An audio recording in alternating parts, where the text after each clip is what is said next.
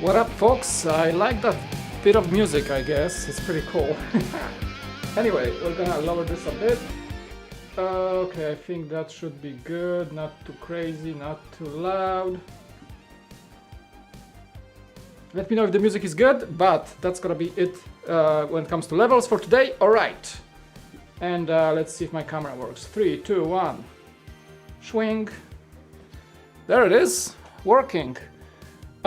Stream looking good. We got connection. We got stuff going on. Actually, my headphones are a bit too low. Alright. I'm gonna lower this just a bit.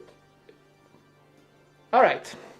Music is great. Thank you, Bob Builds. Welcome to the chat. Late night stream today, folks, because I promised I would stream on the weekday. I could probably stream earlier tomorrow, but this guy has been sitting next to me in my little home office for the last 2 days, and I just couldn't look at it unfinished. So today I done with my work for the day, and I said, like, I asked my wife, hey, can I stream? Like, yeah, sure, we're just gonna go to sleep. And they already went to sleep almost. And I have 3 bags left, so that's not too crazy. We have number 10, 11, and 12.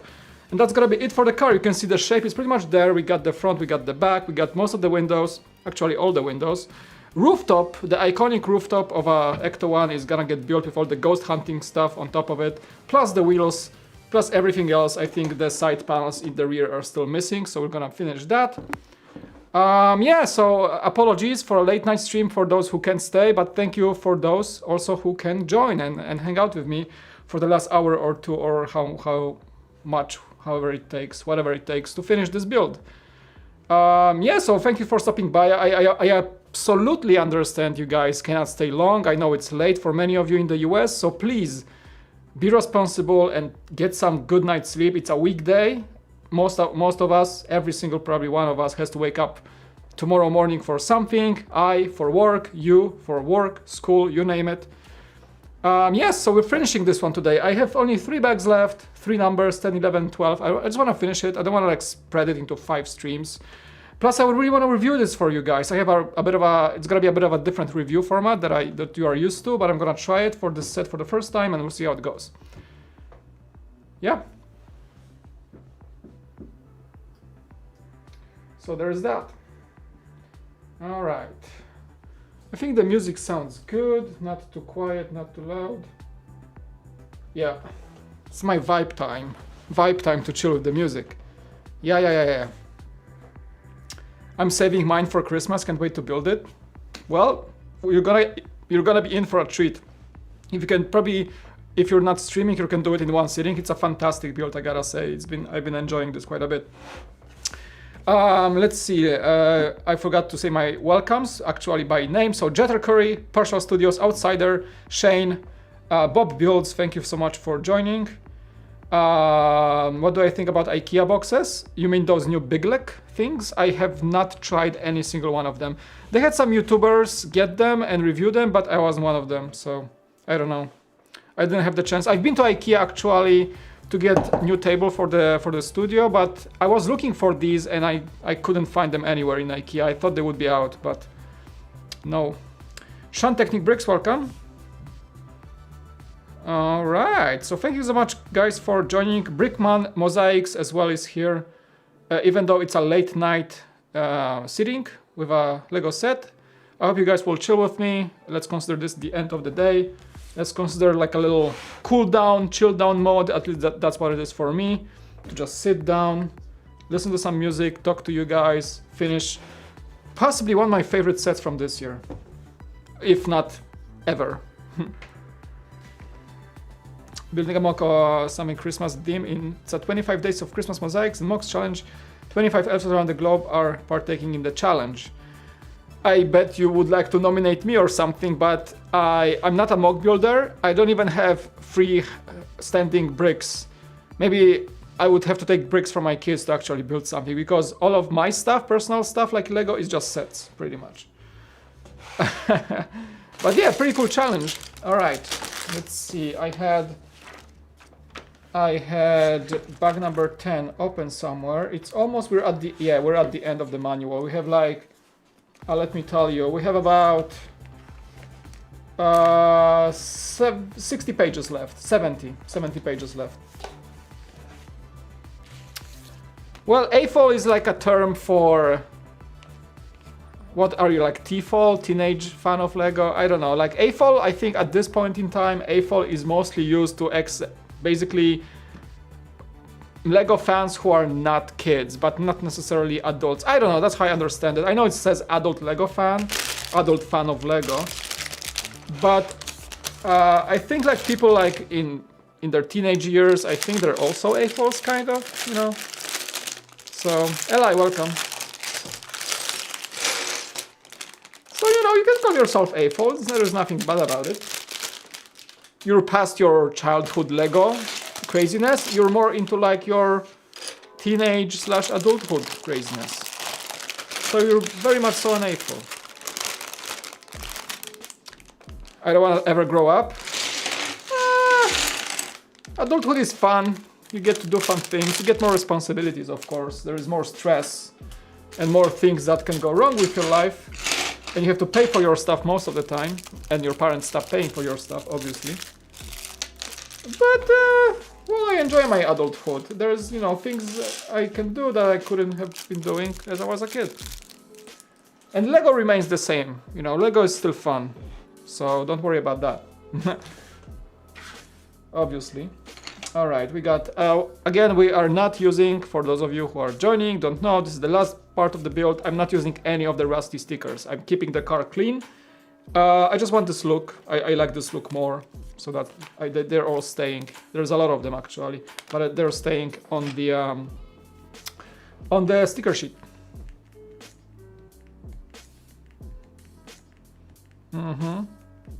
TFOL? Teen Fine? Yeah, I heard the term TFOL, pretty sure. Yeah, I don't have like a Lego room, I have like a studio room, which happens to have Lego, so I don't call my studio like a Lego room, necessarily. As I mentioned in the past stream, I like to be minimalistic many times over, and usually I don't crowd my little workspaces. I want to keep things clean and minimal and open and neat, you know. Usually I'm not even a neat person. Like my wife has a problem with me all the time because I leave mess all the time. I try to get better at this, but when it comes to my own stuff, I try to keep it neat. Like, it's so weird. I don't know. I just like my gear organized, but like when it comes to like doing the dishes, I'm gonna postpone as much as I can. That's crazy. That's just me. It's so weird. Alright, so I guess we're starting to do the rooftop. That's the whole shtick of this step.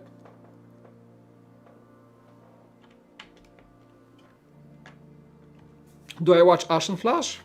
Yeah, I just watched his yesterday's video, commented. He was just exposing his friends when he mentioned that he's dating Holly from Potter Minifig Pals. I'm happy for them. Super cool. Holly also, she made a video at the same time mentioning that. If you don't know who she is, like, I'm pretty impressed by her because she returned to LEGO community like 6 or 7 months ago. She's from Australia. And her channel like grew crazy. Like, she gained, I don't know, 15,000 subscribers in like 6 months as a fresh rejoiner of the LEGO community. Her content is really good, and she has a very nice way of talking to the camera, and her quality is really good, and she deserves it very much. She just got accepted into LAN. And she's dating Ashen Flash, so I'm happy for them. Kind of cool long distance relationship during COVID. Wholesome stuff happens during COVID, so Ash sometimes, I think he's watching my channel actually. He shows up sometimes. I don't know him personally, but I know him as a colleague in a community, and I think he knows my content as well. I mean, he knows me from Brickworld for sure. Yeah. Happy for them. Wholesome stuff happens COVID. If people can find, you know, relationship, love, long distance on lockdowns, and that makes them happy, that's pretty cool to hear. Super happy for them. Hope they can meet each other, and you know, once this whole thing is over. And it's closer than sooner, I guess, because of the vaccine coming. I mean, actually being here already. Right? So there is that.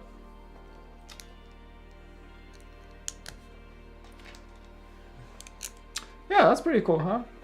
That they met online, and I think Holly was a fan of Ash and Flash's content, and they just met online, and now they're like a couple. It's pretty cool. When will I consider being a full-time YouTuber? There's not a day passing that I'm not considering it, honestly. It's something I would love to achieve at some point in time, but for me, it is a bit more of a difficult decision because I'm not like, single youngster, younger person that doesn't have many responsibilities or can try out things in life. Right now, I have an established family, and of course, like supporting the family is the most important thing. I have a stable, salaried job, and of course, my channel and my Lego passion is nowhere near being a business that would pay me enough to support my family and not jeopardize the future of my kids or the financial safety of my family. I'm grateful and happy to have a stable job during COVID. I work remotely. It pays the bills, and my channel, doesn't pay the bills. It helps me afford Lego, but it doesn't. In my point in life with, 2 kids and the family, I don't have the stable ground yet. Not yet, obviously, to go full time, especially in such a niche market as Lego, because full-time YouTubing is something you can take on, of course, if you have like a massive financial safety net and you know what you're doing. I mean, I know what I'm doing, but for me, the risk is too high. Brian, what's up, dude? How you doing, man? Thanks for coming. Good to see you, my friend. So yeah, I'm considering this pretty much every day, but like my reasoning, my reasonable side is of course not telling me to go there. Like I like my work, I like my job. Of course, I would love to have more time to spend on Lego, but I'm not there yet. I'm not there yet. But who knows? Maybe in a few years, like if I'm gonna have like a less demanding job, because my job requires a lot of hours. I'm an editor, video editor, and remote work, all of the editing I can do from home. But I have much more complex projects than your typical Lego video that you can see on my channel or on Beyond the Brick or wherever I post. So that job requires me to really dedicate first and foremost time there. And then when I'm finished with that and like everything's said and done, then I can focus on my Lego. So that's my life right now. That's how it looks like. But I'm happy to be in this position because, I feel safe even during these crazy times. And my family feels safe, so, I'm keeping it this way. Pretty much. Yes, I will stream Baby Yoda. It's gonna be probably the next stream after ECTO-1, sometime closer to the next weekend maybe. We'll see. We shall see. But yeah, that's gonna be the next build.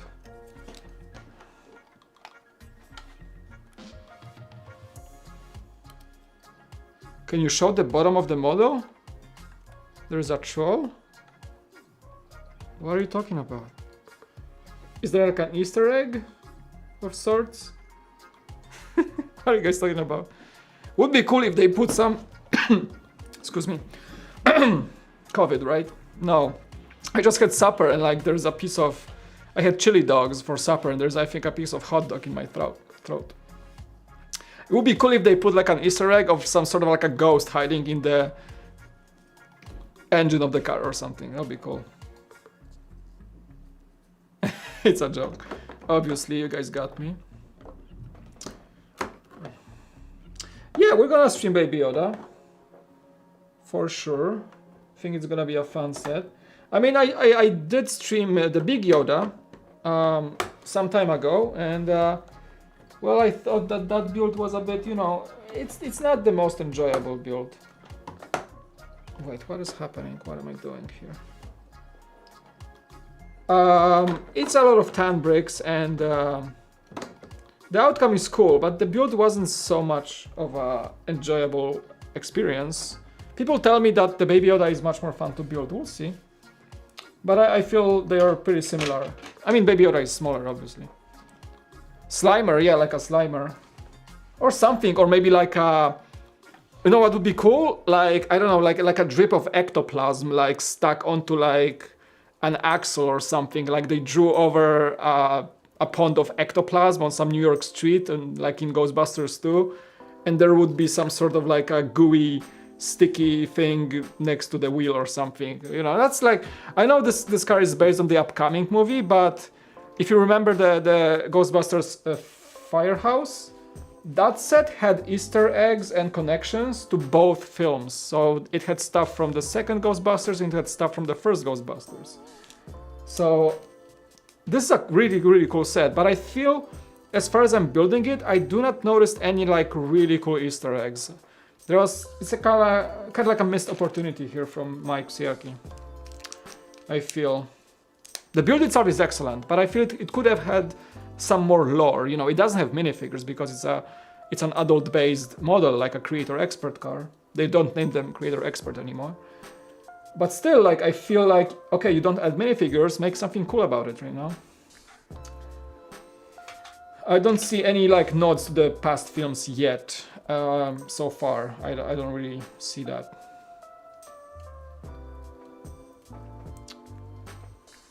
You've only seen Ghostbusters 1? Well, you're missing out. You should see the second one. It's as good. I don't even know which one is better at this point. Like, they're both great films. I enjoyed both. Like, I think second one felt a bit more scary with the ectoplasm, that freaking guy from the painting, Vigo. That was like, I watched this as a kid, and I think that scared the living bleep out of me. Kinda. If I remember.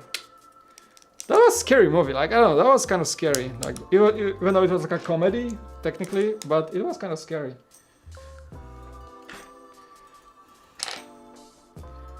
Yeah. Yeah, I skipped the remake. I did not watch the remake. Until today, I did not watch the remake. I wanted to, but I checked the reviews quite early, and to not damage the legacy of the original Ghostbusters in my head, I did not watch the female remake. Even though it has the SNL cast, the actresses that I really love from SNL, for example, really, like Kate McKinnon is really funny. But I don't think that movie worked in that format. I did not watch it. I don't think I will ever watch it. I will watch Afterlife because Afterlife follows the original storyline. It's a many years after kind of thing. I know, like Michael. Yeah, I'm lucky I didn't watch it. That's what people tell me. Like, don't watch it. Just if you're a Ghostbusters fan from the past, don't watch it. Okay, fine. I won't. I mean, I don't even want to. I don't feel like to. I've seen a few trailers, that's about it. Yeah. Who watched some Dr. Disrespect today? Man, he had a fantastic stream today. I'm like the biggest fan at this point.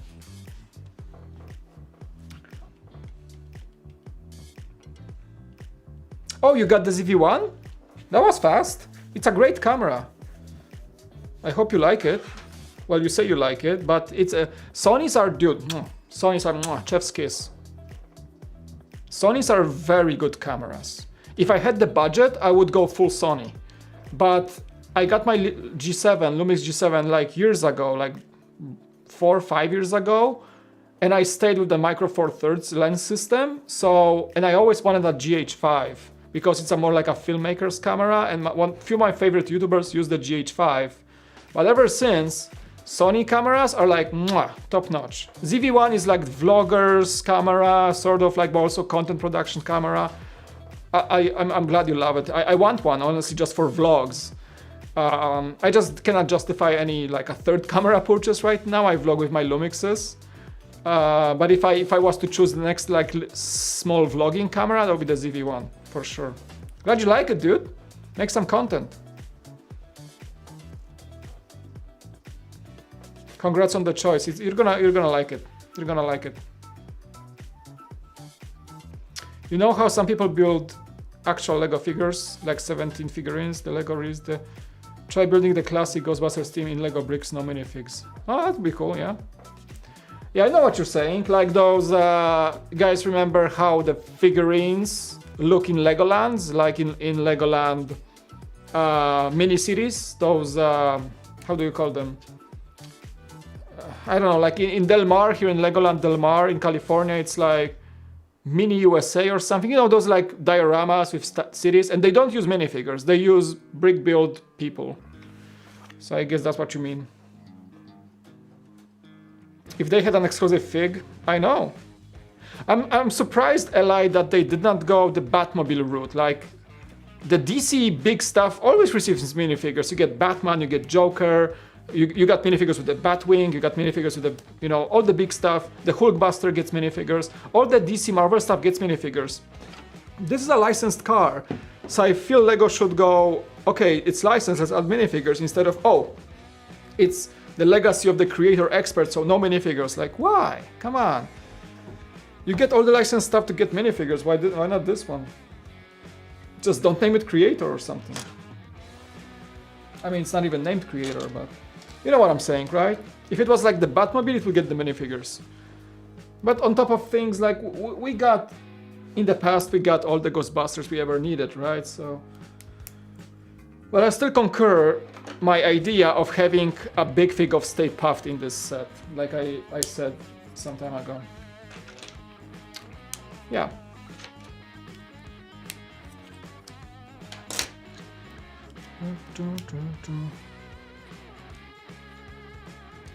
If they added figs, I mean, this set is sold out anyway, so I don't think the lack of minifigures is really hurting this set at all.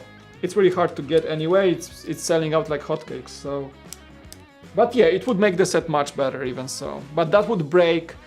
I think like Lego is scared because if they add minifigures to like adult line of cars, that means they're gonna have to do it from now on. So we would have to expect some sort of a minifigure. But I think we should. UCS sets get even one minifigure or two. Like the A-Wing got only two, like the Astromech and the Pilot. Actually, most UCS models get two minifigures, if I remember right. Even the Star Destroyer only two minifigures. The Tantive 4 had more, but it's not like a UCS set. For some reason, still like these cars don't get anything. I don't know why. It's some sort of like a tradition that Lego is just following. It's like, it's a model, so no mini... Yeah. We would pretty much appreciate it, right? All you guys?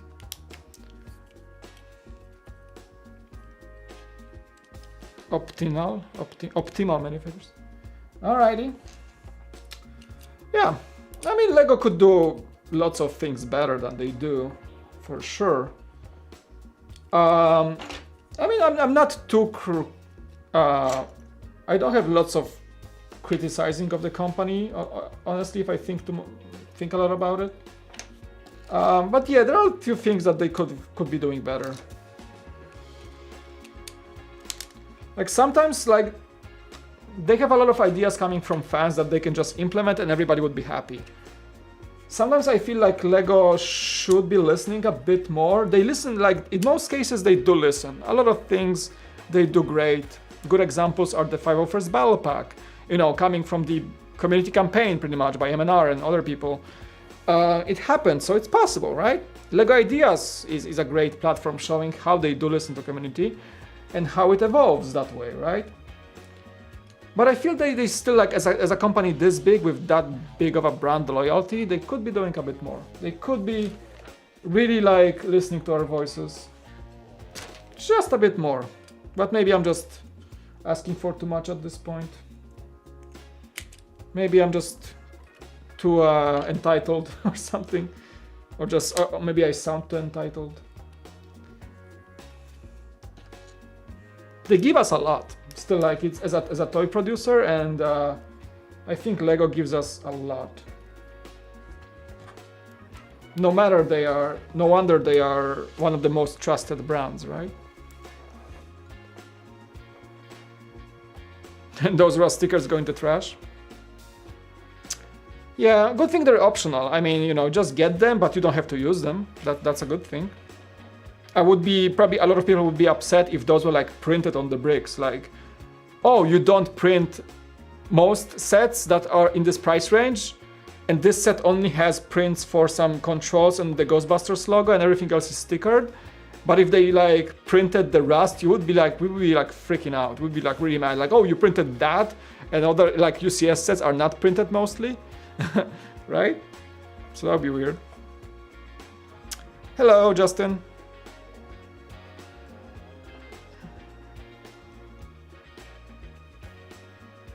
Need Star Wars quotes to tell to my class.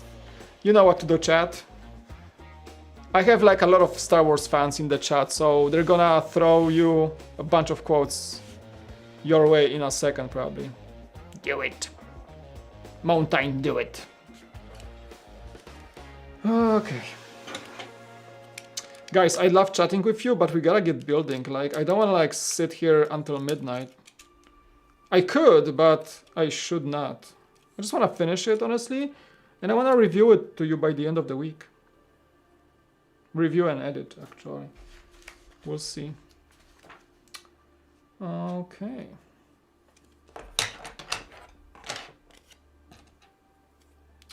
Yeah. Did we talk about that? Did you guys watch that Starship Serial number 8 launch a few days ago? Did we even talk about it on the stream? I'm sorry, I gotta throw in some SpaceX content in the streams because I think I forgot to mention that there's a lot of things happening within the space travel community right now, and SpaceX is doing fantastic things with, well, they blew up a big rocket during test run, but the whole launch was very, very successful.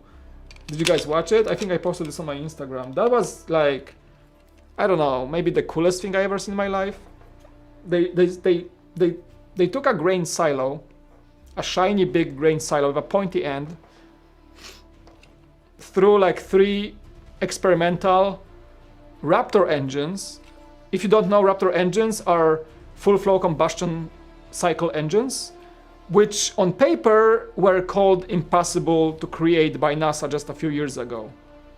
And SpaceX flew 3 of these bad boys on a prototype rocket just a few days ago. So take that, NASA. That's pretty cool. All right, did you guys watch it? Do I have some space nerds in the community? Because you're gonna hear probably a lot about space stuff from me over time. Unlimited power. Yeah, there you have quotes and quotes. Misa Jaja Binks. Hey, Wexbricks, nerds are cool. Of course they are. We are the best. I'm so nerdy, and I've never been called a nerd in my life. I think nerd right now has a positive connotation to it. It used to be just like geek or nerd. Like a few years ago, that would be like offensive. I think right now, nerd is like, it's just like a warm compliment. I never got called nerd in my life in a negative connotation. Like, I have a bunch of people at work who are just pure nerds. I have a friend who's also a Star Wars geek. And we all like crazy nerds, and you just drool over what, I don't know, SpaceX does. Everybody wants a Tesla, everybody loves Lego, we're all nerds. My like colleagues from work. And it's fun. It's not negative at all. The times where people would laugh at nerds are gone. I don't think it's a negative understanding anymore. You so look happy. Me so hungry. There you go. Isn't there a website when you click and you get a random Star Wars quote? I know there's a website when you type a sentence and you get a sentence in Yoda speak right away or something. Oh, my music just... Oh, there's an extract, just quiet. Okay. Ooh, what was that? Yeah, boy. You so look happy.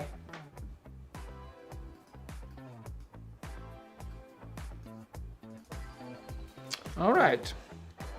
Yep. Welcome. Man, it's so good to like end the day with like a Lego build. Do you guys have this feeling when you have this like really cool set waiting for you when you're like done with the day and you can actually sit down and build it? I have this feeling right now. Such a good feeling.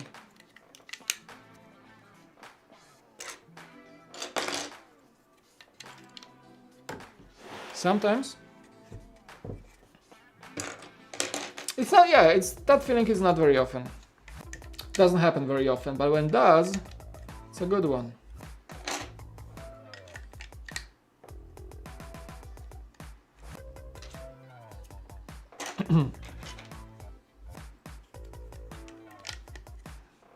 Love building at the end of the day, but I just worry about schoolwork I'm supposed to be doing.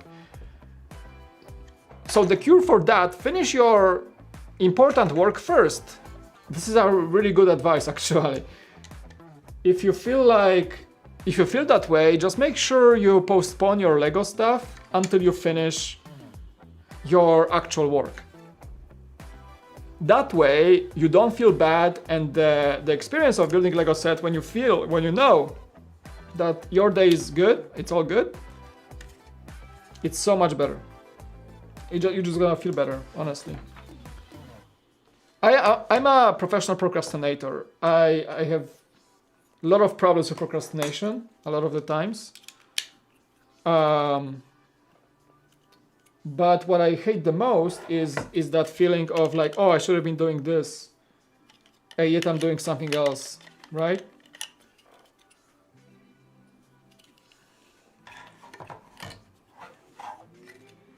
So the cure for that is really you gotta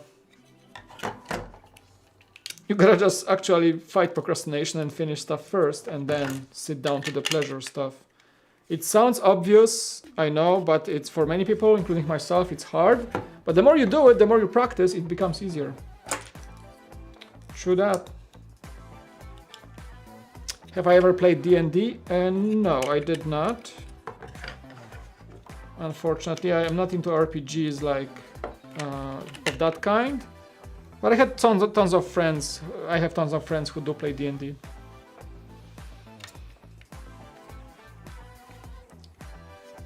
I'm not into tabletop stuff. Usually just like video games when it comes to that kind of entertainment. But I'm not into tabletop stuff. Or just D&D storytelling of sorts. I never tried it too, but maybe that's why. My nose is itchy for some reason. Maybe that's why. Maybe I should have tried it at some point. So the rooftop, right? This is where all the cool stuff goes. This is gonna be it. Beginnings of the rooftop.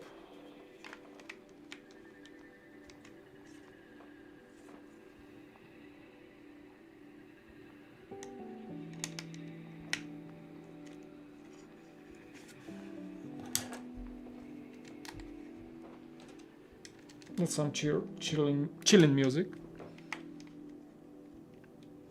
Never played, but my friends are going to try a campaign. If you have the chance, then join them. I was never invited to any D&D session or anything like that. For some reason, like I think I just was not interested enough for my friends to even invite me, or they just were not my friends. Anyway, no, honestly, I was invited to a few sessions, but I always declined. Cause I don't know, it was either felt boring for me, or I didn't feel good enough to really role play as you're supposed to. Maybe that's why. But also not very patient for tabletop games as well, just classic tabletop games. And I had a group of friends in high school who were a lot into tabletop games, and I decided to not participate, which maybe was a mistake. Maybe I should have tried. D&D is pretty lit, I bet. ECTO-1 has a lot of cool features. Yeah. So far I know of the ejections, like not the ejection seat. The flip out seat. You got the trunk. I believe the steering wheel works. Yes, sir. And this thing's gonna be what? It's gonna rotate as you drive the car because it's connected to the rear axle. Is that it? Anything else? It's not as feature heavy as the DB5 was, set also designed by Mike Siaki. But still, I think it's gonna be great once I'm done. So I'm not too concerned about the lack of features here, for sure. For sure. Now this set is a must-have. Let's just agree on the fact that this set is a must-have for most people. Especially people who grew up with Ghostbusters, like me. It's an absolute must-have.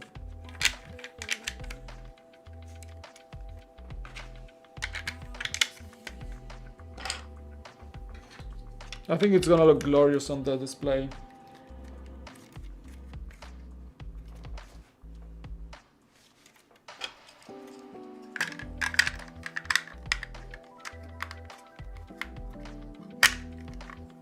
Ooh, just slides in. All right, all right. That's it. Oh, gotcha. The roof rack. I always was wondering, what do they have on that rooftop of the ECTO-1? Because you never see, in the movie, you never really see them like using the equipment. At least the first two. Do you? Do you really see them using any of that stuff on the top of the... I mean, they had... Usually you see them using their proton packs and their ghost trap outside the car, but I never seen them in the movies use any of that crazy stuff they had. Like, the instructions tell you that there is like a spectral radar or antenna, there is some sort of a charging station for the proton packs, I guess. But you never see them really use that stuff in the movies. Maybe I missed on something, but it's just like, it just looks cool and it's just there. And all you know the ECTO-1 from is the looks with that crazy stuff on the roof rack and the iconic siren, right? You know, this like very deep siren. And the lights. And it's just an old Cadillac, that's all you know. But I never ever knew what's on the rooftop. What's all that stuff for? That was like my biggest grief. Like, why do they use it? Like, why do this? It looks cool, but I have no idea what's that for and what's that for. And why do they need so many cables on the roof of that car?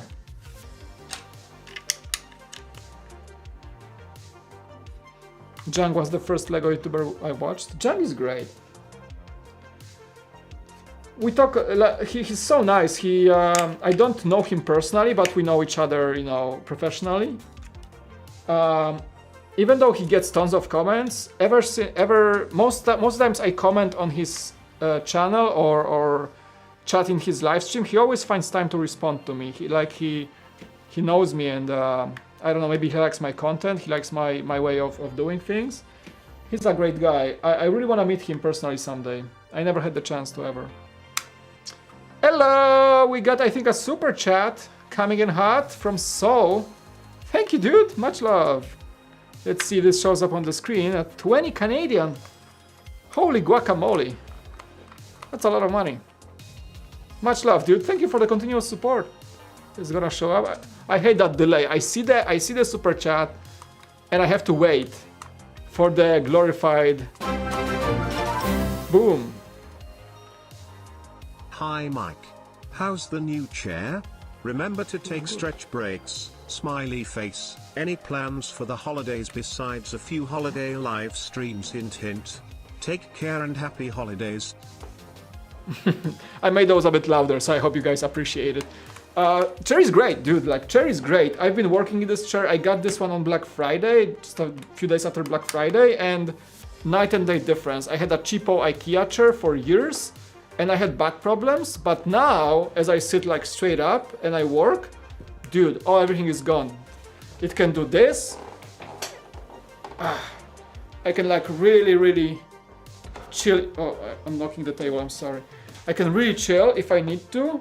I can even lock myself in this position, but I can just like, whoop. Yeah, chair is great. Thank you so much. I think that was like the biggest upgrade in this studio overall for my just workflow. Do I need any plans for the holidays? We're on lockdown, so we can't fly to Poland. No, nobody from the family is coming. But yeah, I'm gonna squeeze a few streams here and there because I'm gonna be staying home. We're not going anywhere. Usually we celebrate holidays like the actual Christmas from the 24th to the 26th because that's the Polish tradition. Usually in Poland you have 3 days of Christmas, starting on the 24th on the eve. But it's just gonna be my wife and my kids pretty much. But I'm gonna try to squeeze a few streams. I'm just gonna enjoy the time off pretty much and just connect with you guys as much as I can. Thank you so much for the 20. Appreciate it, dude. Much love. Beef ramen. Are we talking ramen? Dude, I would love some ramen. Not right now, but maybe tomorrow. San Diego is pretty good for good ramen, actually. You get quite a few places with good ramen. Much love for the 20, dude. Once more, so thank you for the continuous support. Glad to have you. So I can recommend this chair. It's not sponsored or anything. It's not a paid. It's Respawn. They're like medium price range chairs, but this one, it's a Respawn Sidewinder. It's a new one. It just came out a few weeks ago, actually. So on Respawn's website, these go for 200, but most retailers I saw that carry them had discounts through Black Friday and beyond. So I got this one with like 60 or 70 bucks off. Really good purchase. I've seen worse chairs in IKEA with like back support and lumbar support and waist management kind of, but without that recliner function for much more than this. It's really good chair, easy to assemble. I'm super happy, like this is a great upgrade. I don't want to splurge like 400 bucks on a, Secret Labs, those like 400 crazy chairs. I bet they're great, but for the price, this company has really good stuff. I can recommend them, honestly. Respawn. You can see them. A lot of streamers have them, actually, because I think it's a great value for money. Under $200, pretty good chair. I have no complaints. Okay, where were we? Thank you for the dono. Kind of took me off the track, but we're good. Thank you. Much love, dude. Muchas. How do you say love in Spanish? Amor. Muy amor. Muchas amores. I don't know. My Spanish is so rusty now. I thought during the pandemic I would actually get good at Spanish. I tried, but I don't think I had the audacity to keep going. I should come back to learning. I was getting good at it, but you gotta practice. You gotta practice a new language if you wanna really use it.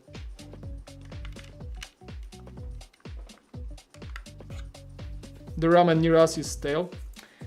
I don't know, like I'm lucky to be living in San Diego because for some reason San Diego and just Southern California in general has just a very good variety of good cuisine, and you can find restaurants in most cuisines that are just good. Mexican food, mwah, probably the best north of Mexico, right? Any Asian cuisine, because we have a lot of Asian people here. And ramen, also fantastic ramen. There's like, I know in San Diego there is a restaurant that's run by a Japanese ramen master who first opened award-winning ramen shops in Tokyo and loved America so much that he moved and he landed in San Diego, and now he has like 2 restaurants in San Diego that serve like Japanese high-class ramen. I've been there like multiple times. Amazing ramen. And right now, apparently, this guy flew from Japan to inspect his restaurants, and because of COVID, he cannot fly back. So he's stuck in San Diego. He actually lives here right now, the Japanese master ramen chef, and people just flock to his restaurants. I mean, it's right now it's worse because you can't eat inside. So he's there making the ramen actually, but you gotta get a takeout. And takeout ramen is not the idea you should be following, right? Like ramen has to be like fresh in the restaurant, like served in a bowl, fresh from the kettle, right? But yeah, you can get good ramen. I get a lot of good Korean restaurants here. I love Korean food. So there's like Korean barbecue all over the place. There are like Asian markets with ingredients and eateries that you can just get really good food. So yeah, I love this place for just for availability of good food everywhere. You get quite a good Italian restaurants too. I don't know, it's something about Southern California that provides, because of the diversity of the population here, like a lot of people are immigrants in California, and there's a major populations of different people from different places. There's plenty of very good places to eat, whatever you want, honestly. Just flexing. Weird flex, but okay, right? Weird flex, but okay.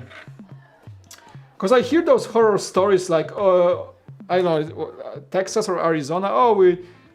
I mean, maybe that's a bad example, but East Coast doesn't. I hear that East Coast, even New York, doesn't get to experience a good taco, because taco is a very California and Mexican thing, right?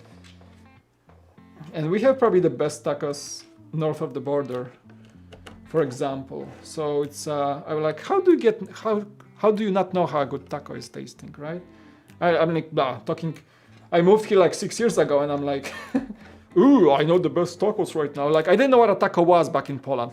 We had like one Mexican restaurant in Warsaw in the entire country, I guess. And I'm like, oh, I know the best tacos in San Diego. Huh? Yeah, that's a weird flex. I shouldn't be doing that. But yeah, I became a huge fan of Mexican food here, obviously. Back in Poland, my go-to street food was like Middle Eastern, because in Poland the most popular street food is either Middle Eastern kebabs or Europeanized Vietnamese food, because we have a huge Vietnamese population in Poland. And they have really good places to eat as well, but it's not like authentic Vietnamese food. They like make it a bit more European, I guess, but that's also something I was always going for when it comes to street food in back home. There's that. What am I doing here? Oh, okay, so there's gonna be more stuff actually rotating. Okay, I'm listening.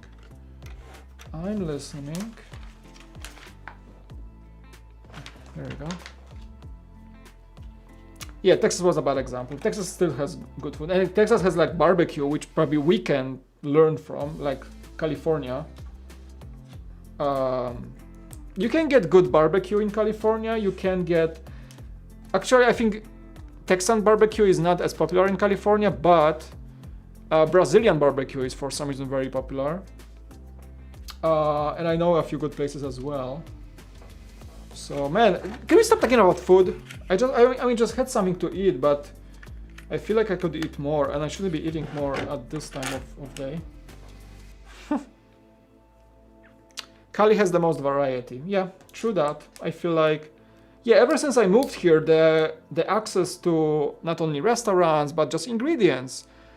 At every corner you have some sort of like a Asian or Italian or Middle Eastern or even European market where you can just go in, and like for me it's very easy, for example, to buy Polish stuff. I have a store when I buy Polish candy or sausages or ham or whatever I need, or even bread, which is insane, right? In the US. Like Poland is not even a well-known country here, and still I can get that stuff. It's easy in California because there's so many immigrants. People just run their stores and import stuff.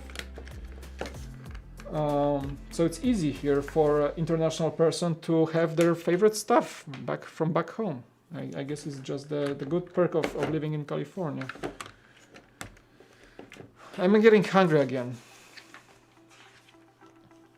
Mexico has the most fresh food. Yeah.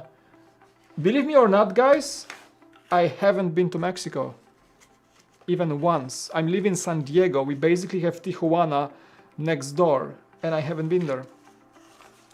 I don't know why. I don't know. I know Tijuana has even better tacos than San Diego, like really authentic. San Diego is like probably 95% authentic. But even though I'm a huge foodie, I love having good food, I haven't been to Tijuana yet, believe me or not. I cannot explain why. Maybe because you can drive to Tijuana, like no problems. You can just cross the border and fine. But I know that when you come back to the US, even if you're like a citizen or like a resident, whatever, it doesn't matter. The line on the border is insane. Sometimes you can wait like 4 or 5 hours just to come back to the States. So I think that scares me off kind of. Like I don't want to like sit on the border for 5 hours. Maybe that's why. But yeah. Oh, hold on. Hold your horses. Do I miss anything? No, we good. Okay. So we're gonna pop this open for now, and this goes right.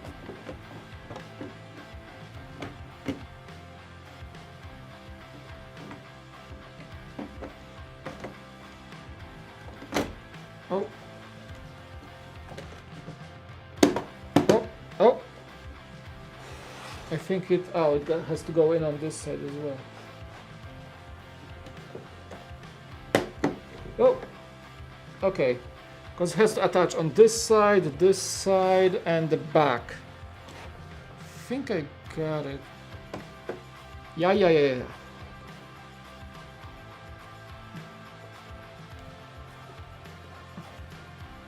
Oh, Holly will be streaming? Oh yeah, because she's Australian, so what time is it in Australia right now? Yeah, like probably that's gonna be morning for her, because yeah, actually, like when I go late into the night here in California, a lot of people from Australia are joining my streams too, and Europe as well, but Australia is like, you know, much further. So it's midday actually for them, right? Midday, kind of after early afternoon. Oh yeah, I see that. Okay, yeah, I think we got it. Seems so. Seems like the roof is fully attached. I think just gonna push it in really good, so we have everything. All right, so the shape is taking, the car is taking its shape. Noise, very noise. Okay, and we have a little one just here. See ya, Bob. Afternoon, okay, 5 p.m. almost. Gotcha.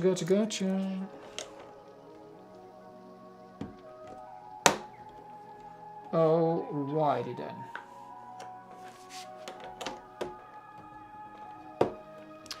It's beginning to look a lot like ECTO-1.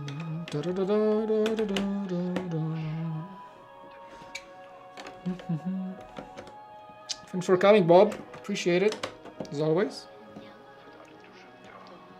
Why can't she stream at her noon?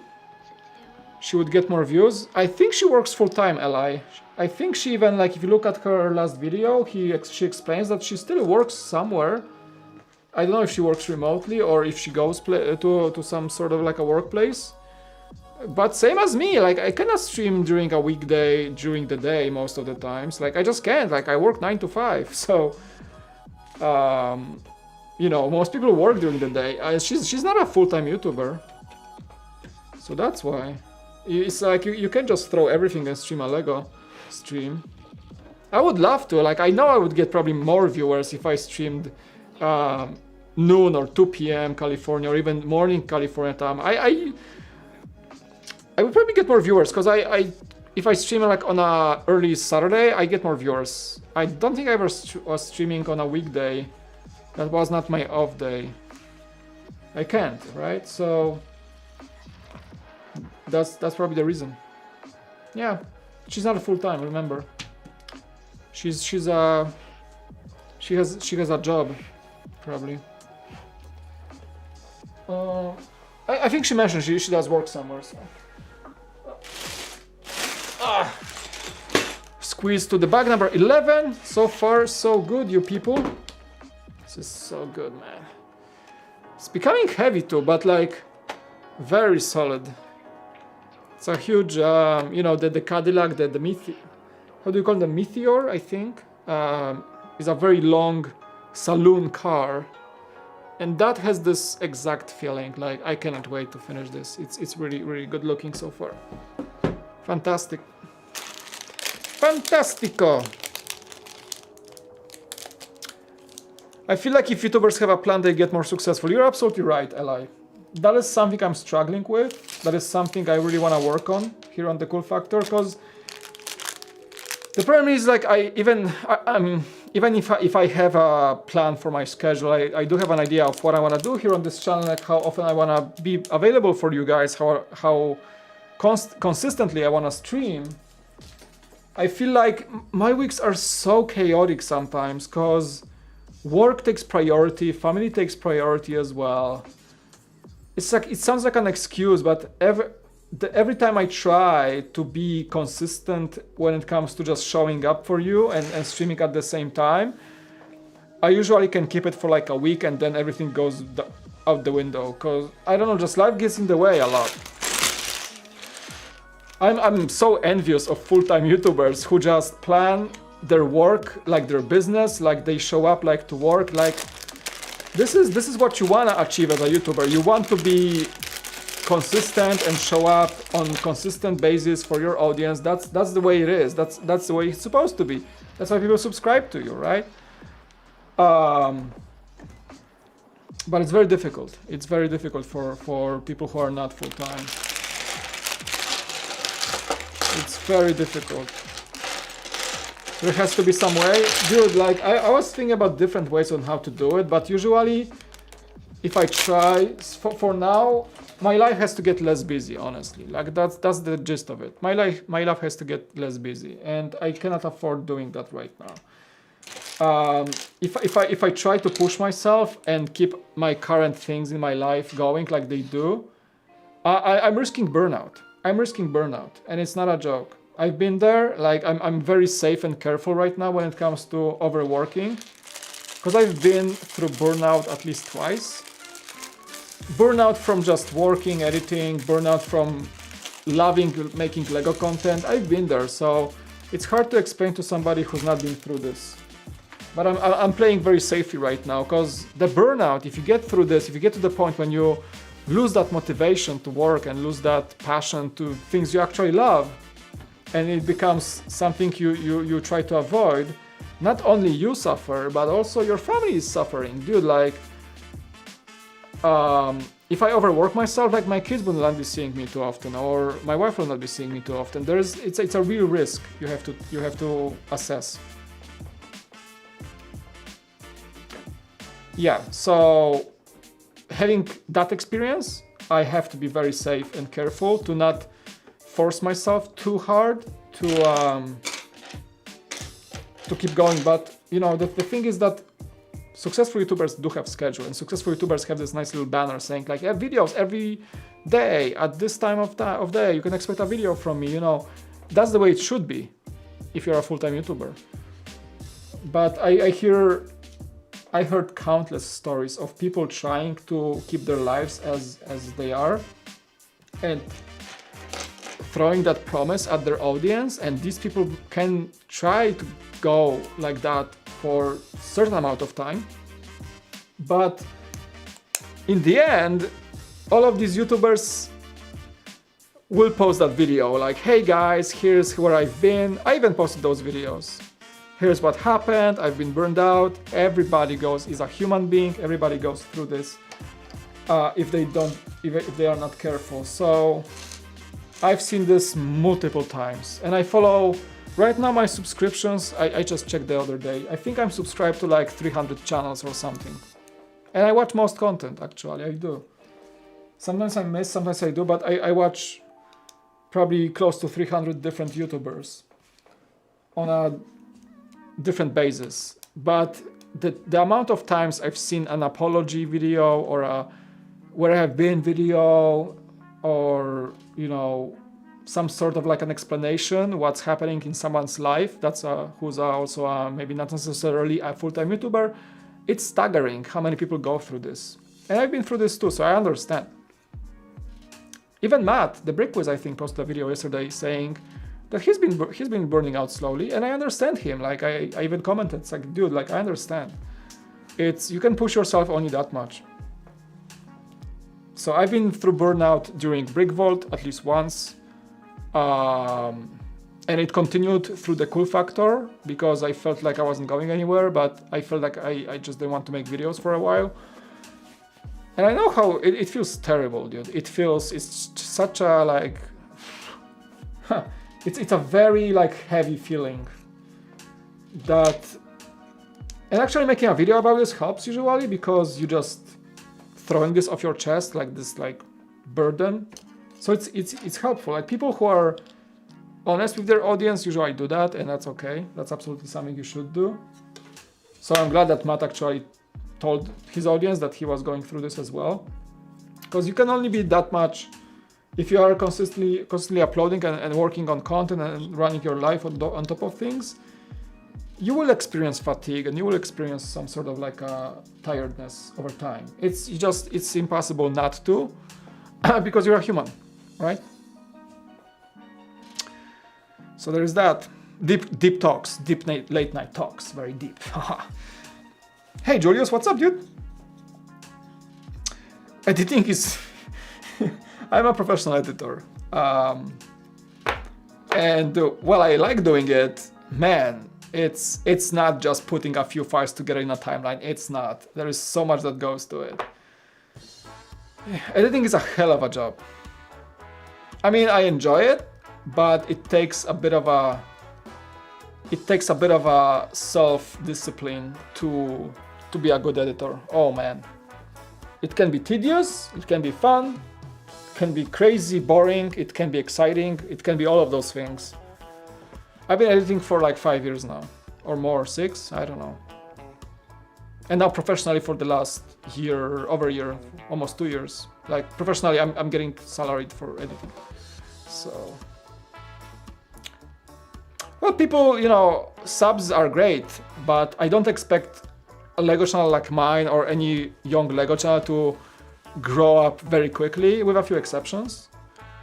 I know I can be a better creator and create better content, but also, again, burnout can be real, so I have to be careful. And in this niche, like in this bubble we are in the LEGO community, growing is not that easy. It's a niche market of sorts. There's not as many LEGO fans out there on YouTube than there are tech fans or music fans, people who look for a much wider category of content. We are a LEGO community, and you know, there's not as many of us as there are people who want to watch another Apple iPhone review or something. So it's a bit of a different story here, right? But yeah, I like the pace I'm growing at. You can say it's slow or something, but I enjoy seeing the process, and I enjoy every single subscriber that shows up and stays here. I treat it more personally that way. You guys are not just numbers for me. You guys are just people behind that click who come and say hi and enjoy what I have to say through my videos. So it's really great. I don't like to miss subscribers because I would get like 100,000 subscribers a day or something, and I wouldn't have this personal connection with you. So it's a bit different. Yeah, Julius, I remember you. Where did I get those posters? Those are not posters. Those are actual paintings. They are wooden. I got them in a store called Ross in the US, and these are special to me because they are a gift from my wife for our wedding anniversary that I got. It was last September. So yeah, these are wooden frame, pretty cool. She found them and I was like, she got them for me because she knows I'm a huge Marvel nerd. So yeah, those are actual paintings. Hey, Brick User.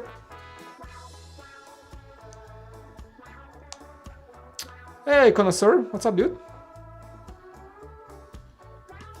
Keep going, dude. Make it to 500, make it to 1,000. Just the whole gist of it is, well, keep uploading. And don't afraid to take breaks if you need to, but just keep uploading. And you know, YouTube is not a sprint, it's a marathon. So if you wanna get somewhere on YouTube, you are looking at quite a few years of work before you see any results. For me, the cool factor is just over 1 year old. I kind of cancel all my past experience that got me to creating the cool factor. So I treat the cool factor as like something I created from scratch, which I did, but I did have a bit of a head start because people know me from the community, and I was able to get a few people to follow my channel. But in the end, I treat this as if I was starting from very beginning. So for me, the cool factor is just 1 year old. I'm looking into having this for the next 4, 5, 10 years, who knows? But if I look at it this way, for 1 year, we're in a pretty damn good position, I think. Like I like where the channel is going, and I like the freedom of deciding what to do. And when I understand that I'm early in the process, it keeps me motivated. So I don't feel like, oh, I didn't succeed in a year, maybe it's not worth it. No, like if I look at this year and how many cool things happened for me during this year, bigger and smaller things. Like I met freaking Will Arnett. Who would have known that would happen to me, right? For example. So if I look at this like, oh, maybe a year from now I'm gonna have even more memories, more experiences. The channel will be like somewhere else.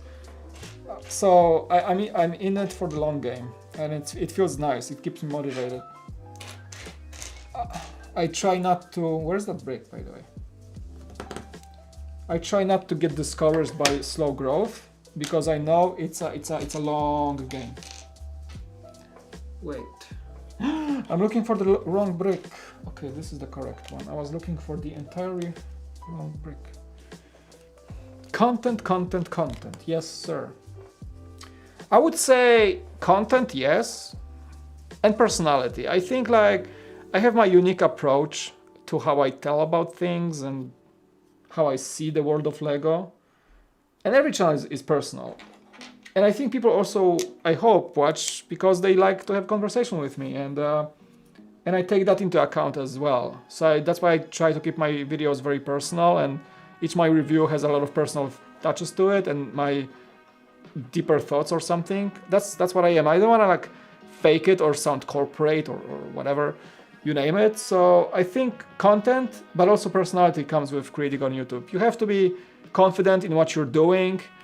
You have to understand that not everybody will be satisfied with what you do, that there will be people who just don't like how you do things and you know, how it goes for you. And it's okay. It's just absolutely okay.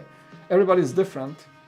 And if you find your voice, just follow your gut and follow that voice. And I think I'm starting to becoming very confident with myself or on how I want to present things, how I want to talk about things, how I fight my anxieties in front of camera or things I think that people might not like about my channel or my content or myself. If I push that back to the side, it's much easier to just keep going. It's much easier, much more enjoyable. And especially if you stop comparing yourself to others, because I constantly do that. I say like, my channel is very small, like this guy, he's getting a lot of views, but if I think about it, he's been on YouTube for 10 years, and I've been on YouTube for actually 1 year myself, right? So there's that, for example.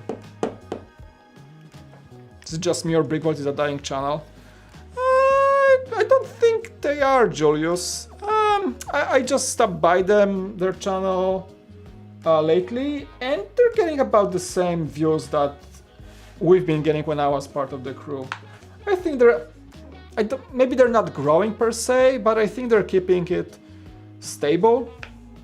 It's not like they're dying. It's not like they're like dipping in views. If you look at their news or that regular content they're posting, it's pretty stable in terms of how many people watch the content. I can say that like my last few months before we parted ways. Hey, thank you for subbing. Alteration Animations, appreciated, dude. Thank you. Much love. Yeah, I see you in the chat. Thank you. Welcome to the channel. Appreciate it. Where was I? So a few months before I left, I mean I was let go, we felt like the views were kind of stagnating a bit and stable, and I think they kept that way for many months, and I think they stay that way right now. So I wouldn't call them like a dying channel. They're putting still a lot of effort in the mocks, and they shifted their content obviously. That was happening when I was still there. But they're stable. They're like a long-term, you know, established YouTuber, or more like a company at this point. But they're going. It's just going better or worse, but it's going, I think, for them. Yeah, like, you know, channels shift. And I felt like Brickvault was shifting too, since like they wanted to phase out the vlogs, they wanted to phase out the reviews when I still was there. So I know there was a shift coming, and that it was shifting. That was also one of the reasons I was let go, because they did not need as many editors or content creators for the channel. Was shifting content to a different format that required less effort, kind of. I bet that was the one of the reasons as well. But you know, I wasn't the one calling the shots.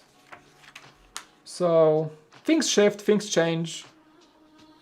You know, Brickvault is certainly a business. They do it full time. They have to do what's best for them, or what they feel is best for them. And I wasn't the one deciding what's happening, what's gonna happen, right? I was the one started really like putting heart and soul into it and trying to be the best about it, but I wasn't the one deciding on the fate of the content.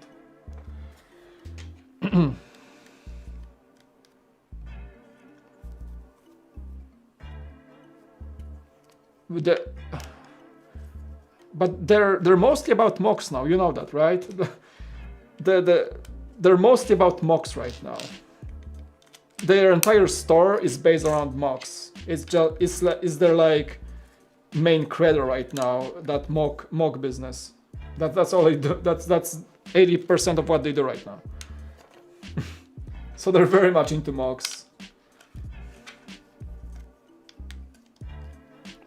You mean like the others' designs? Yeah, okay, I agree. They do collaborate with a lot of creators. They do their own stuff as well.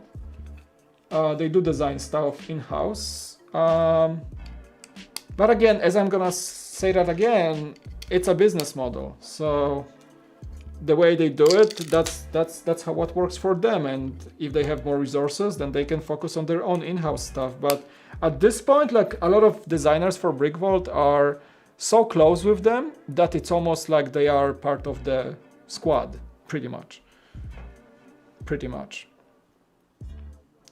So it's like you can say they have others' designs, or they have designs of people who are so closely with them that they're pretty much part of Brickvault at this point.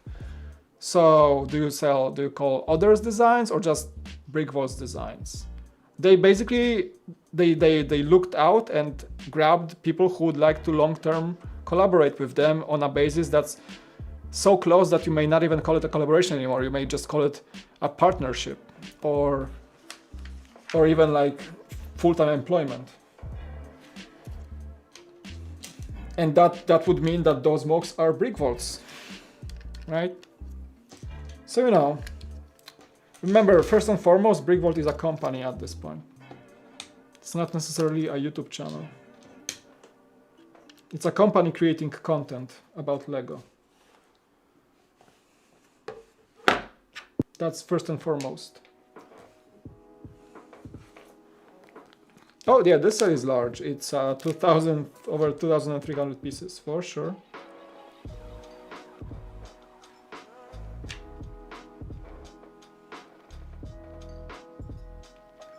And we're at the second to last bag, by the way.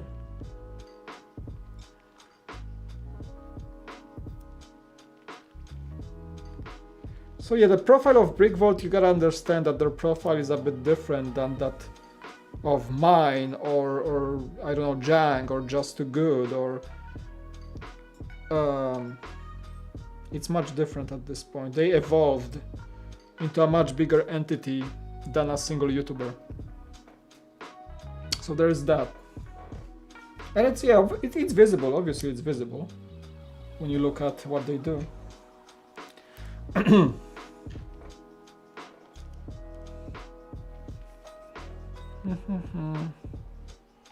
Hey Tanner, just stopping by before the bed, say thanks for the streams and happy holidays. Thank you! Have a good night and happy holidays to you too, my friend. It's large. The box, yeah, if you look at the box art, it doesn't really tell the justice of this set. Like right now you can see the full length of the ECTO-1 as I'm holding this in my hands. That's pretty much it, yeah. The front end is finished, the back is finished. So this set doesn't get any longer or any wider for that matter, right?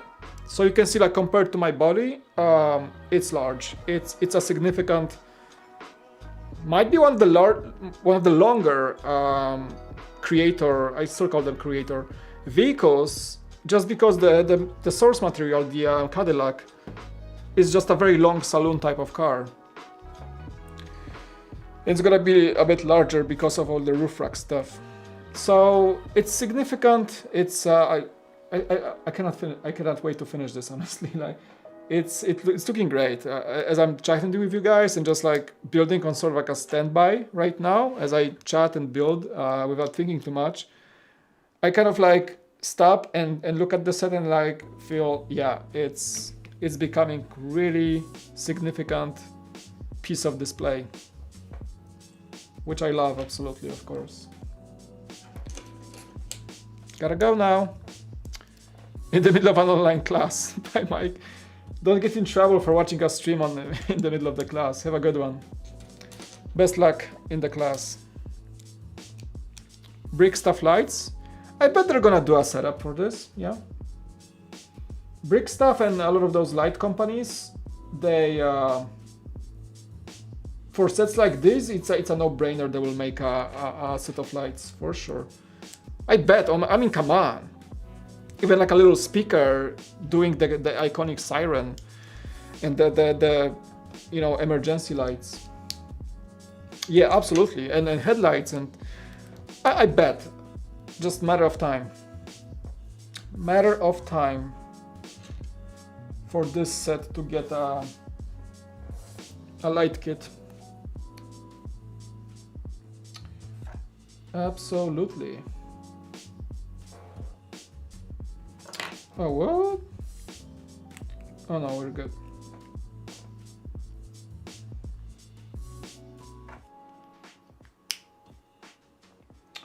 Oh, nice. Okay, so there is that. Shrink. Woo.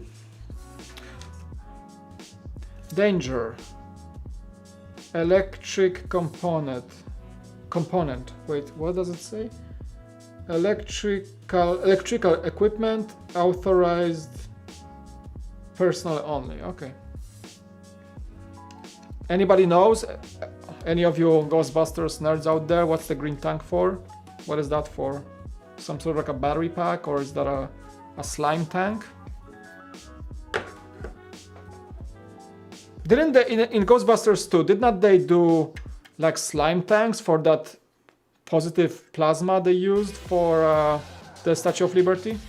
Wasn't that on the roof of the car or something? With those like cool little goo guns?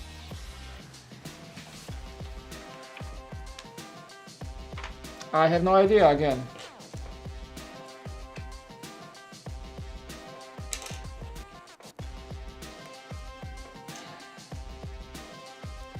A nuclear thing that helps catch the ghosts. No wonder they got in trouble with the New York City. I mean, riding around the streets with a nuclear reactor on top of the roof. Seems too small to be nuclear. But hey, science, right?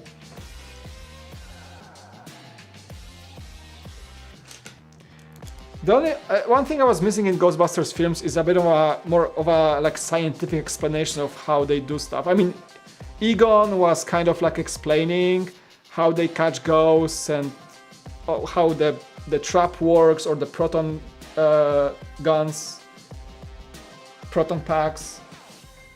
But it would be cool. Maybe it was in the comics or somewhere else, like explained a bit more. Trying to at least be scientific a bit, right?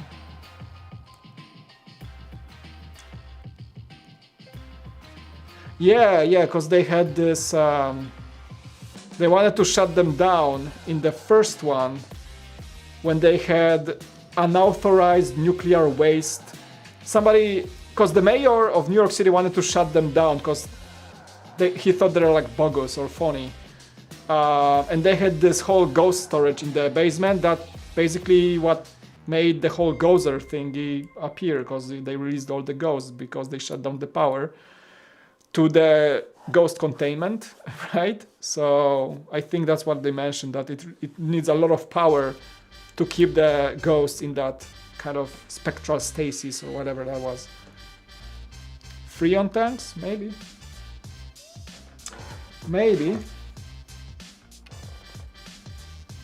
Still cool though. Very cool. It says electrical, so might be something high voltage for sure.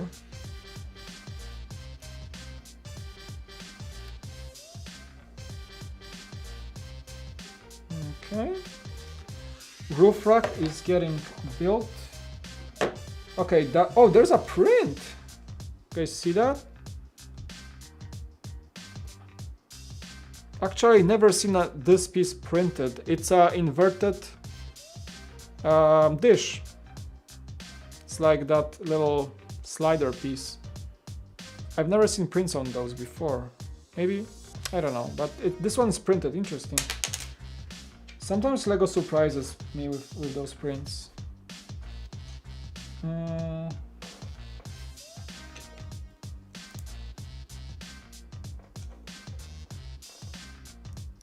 Use the Twinkie.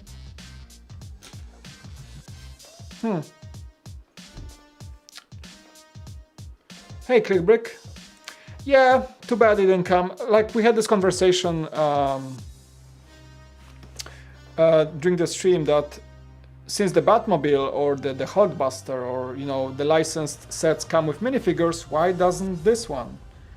And the explanation is like because it's kind of part of Creator, which doesn't get minifigures. But for me, it's a stretch of an explanation. I think as a licensed set, it should get minifigures, just like the Batmobile and just like the Hulkbuster or the Batwing or whatever you call it. It looks great, yeah. Still use your design for minifig display shelves, they're honestly the best. Oh, thank you. You mean the Brick Vault, the black ones from Brick Vault? We had two versions. We had the one that was a bit more narrow and took less space. That was really cool. We used them for the first few years. But when Brick Vault moved to the bigger studio, we had those big glass shelves and we needed extra wide display stands, so we redesigned them to be much bigger. I kind of like helped them redesign, but I think it was Charlie who finalized the design. Yeah, they were nice. I built for the new studio. I built like dozens of them, and I built the old ones as well. Bunch of we were constantly building them because we get so many minifigures. Yeah, those were good design. I like them. They were pretty cool.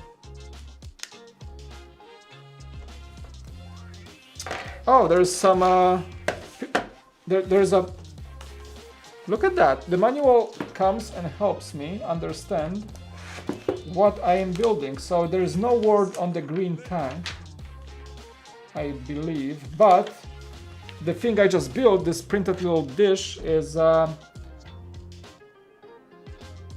that's not the radar, that's the speaker for the siren. So that's what made the famous ECTO-1 siren sound. The pitch of this federal siren has been modified to set it apart from other emergency vehicles in New York. That is true. I think they mentioned that they could not use the same sound as a police car or as an ambulance or fire truck in New York. So they had to modify the pitch so it sounded that wee that was iconic to this car only. That's why it made history, this sound, right? So this is the thing that made the sound. I didn't know that. I mean, I think I knew that because kind of rings the bell that they modified it to tell the car apart from a normal emergency vehicle. I love ramen. Big fan. I love having ramen every few months. You should not eat too much ramen because it's so full of fat and very very rich in, you know, different ingredients. So it's not really very good for you, but I love ramen. I love good ramen. As I said, we have a few ramen places in San Diego that have authentic Japanese master ramen chefs. And it's probably as good of a ramen as you can get in Tokyo. Yes, I love going for a good ramen every so and then. Especially on like a chilly, fall kind of colder day. Like a hot bowl of ramen. Good stuff, good stuff. Yeah, what's your favorite ramen? I usually go for tonkotsu or black garlic ramen. Miso ramen is good, but a bit too mild for me. And I like tonkotsu, the classic tonkotsu ramen. Or tonkotsu yellow curry ramen. This one is good too.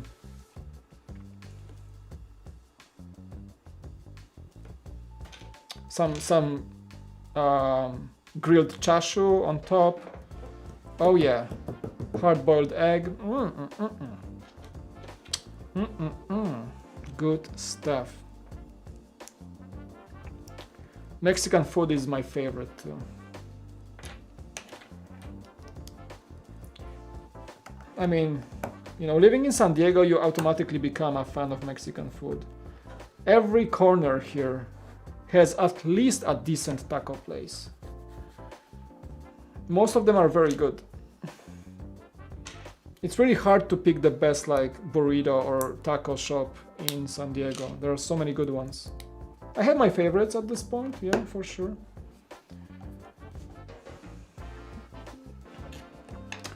I have this place in La Jolla that has possibly the best burrito you'll ever have. They have a fantastic al pastor burrito. It's al pastor is a kind of like medium spicy grilled pork with grilled pineapple, pico de gallo, some sour cream, some cilantro and green onions. So just cilantro, I believe.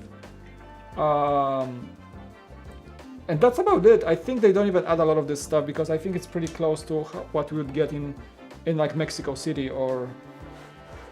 But al pastor generally is grilled pork with spices and grilled pineapple. This stuff is good, man. It's really good. Yep, it's a grilled pork, but it looks red because it's filled with those. It's marinated in a bunch of spices. And I go out of my way to go to this place every so and then. My wife loves it too. So every time we go for a trip to see the ocean, or there's like our favorite beach is nearby that place. So if we feel like a weekend vibe, get some California sun at the ocean, at the beach, we go there to La Jolla. I stop by at that place, take like 3 burritos and a bunch of tacos, and well, we go to the beach with that kind of food, and it's just... I think you might have seen it in one of the vlogs, actually. I'm having this Mexican takeout from there. Makes me hungry now. Now that I moved, I live kind of further away, so... Oh man. I'm still gonna probably stop by this place whenever I can, but... Now we don't live as close.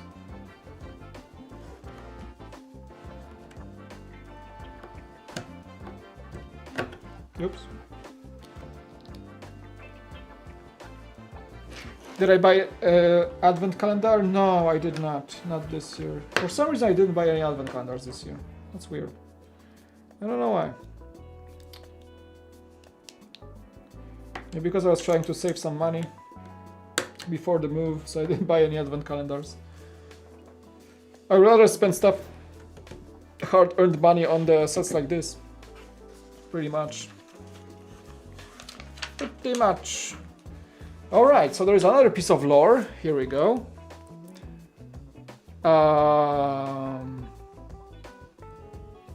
So this thing I just built, this pointy thing with two swords, whatever you call these, for fencing, I don't know. Fencing, how do you call those fencing thingies? I don't know. The modified marine radome antenna sends out a sonar-like sweep to detect spectral particles. So it's a ghost detector, it's a ghost radar. Thank you, Manual. I appreciate, for the first time in my life, teaching me what is on the rooftop of the ECTO-1. Nice. Very cool that they didn't have to, but they added it. So that's nice. What?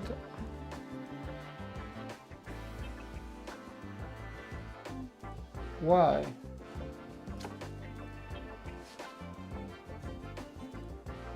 Oh, that's interesting. So the manual tells me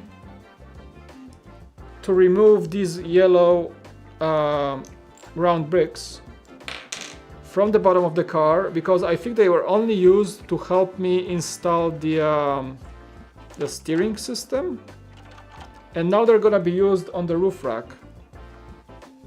Interesting.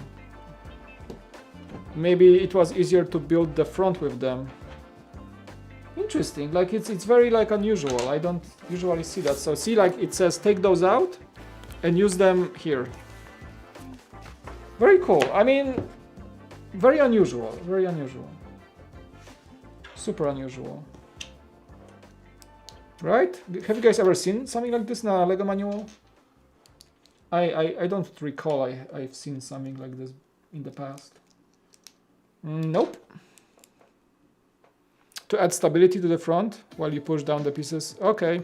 That's what I figured, the outsider. That's what I figured. That's the only reason. But very clever, very clever. I mean, it's like this extra level of detail as Mike and his team are designing this set. They say like, oh, the builder will need some sort of extra stability here, because I didn't notice that, honestly. But it's such a cool afterthought that they took the time to add it, to make sure it's there for better building experience, right? I mean, that just shows commitment to a quality set.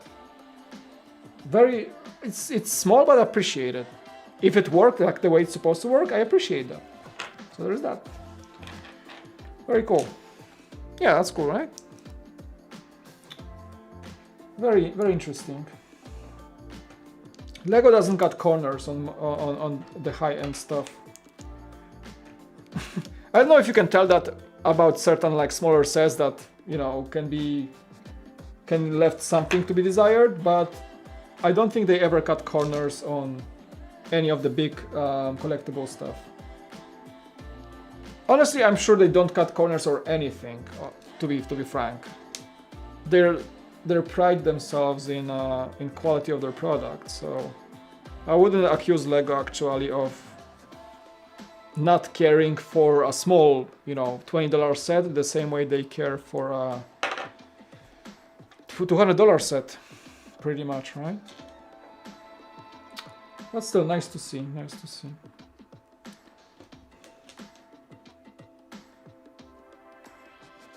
So the new Spider-Man sets?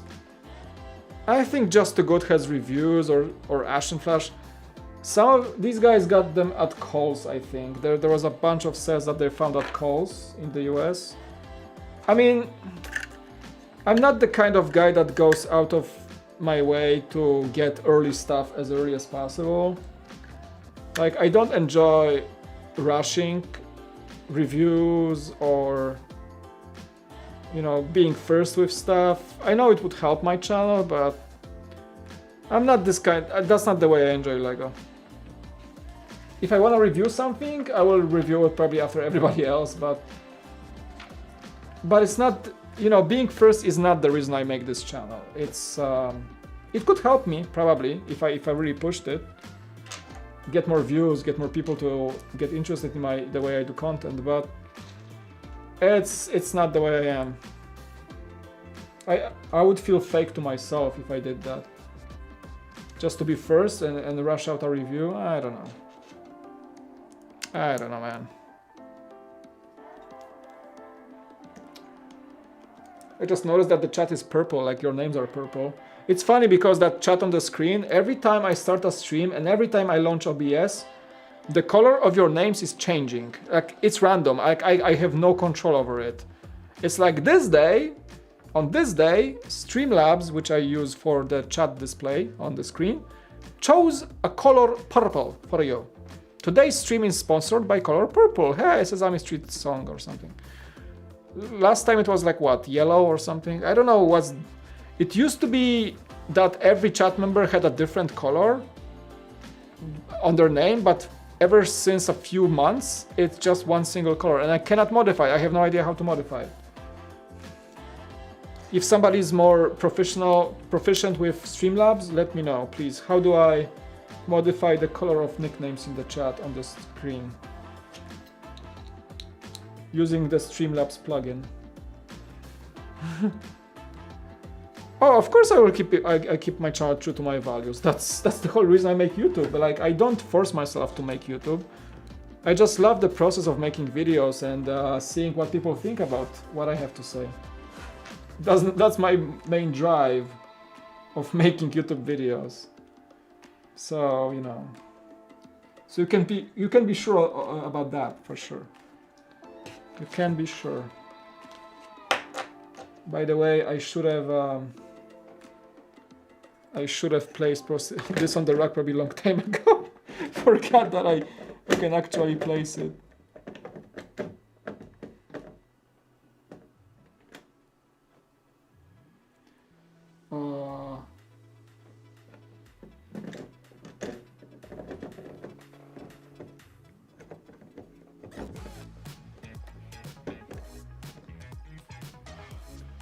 Oh, okay, so just those aligned. Gotcha.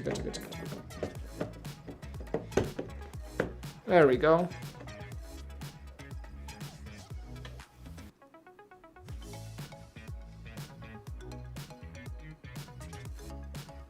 But probably some tutorials on YouTube. What do you mean?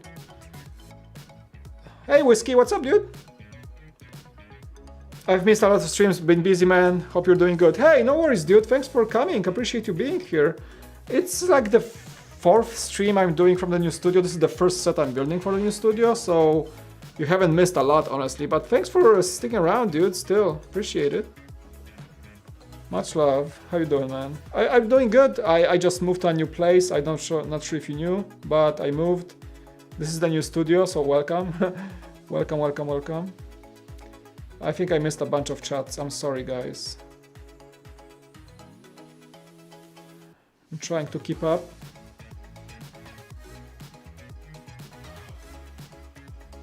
Oh, tutorials, yeah, I looked it up, I tried to look it up, but it seems to be a glitch or a random thing. I don't think there's a way to control it, but maybe I'm gonna take another look. One of my sound panels just fell off, because I started doing a sound treatment on the other wall, because the other wall behind the camera is like just flat. There is nothing there, so I use my old sound panels on one of the experimental plates, and these funnels keep falling off, so I need to change the adhesive. That doesn't matter right now. Hey, Crispy Narwhals, what's up, dude? Welcome. Yeah. At least you never know. It's a little surprise every time I launch the stream. Like, what color will be the chat today? So it's not something that concerns me very much. All right, I think I got your messages, guys. So trying to keep up. Yeah. Okay. My window is open, so it's kind of getting cold because the deeper I go into the night, the nights are really cold in California right now. So I think it's a good because the lights and the computer are getting heat and the window cools down the room, so we're good. But I can feel a bit of a chill air in the room. Or maybe ghosts. Maybe. Who knows? I'm about to bust them. Oh, thanks, Whiskey. You guys hear that?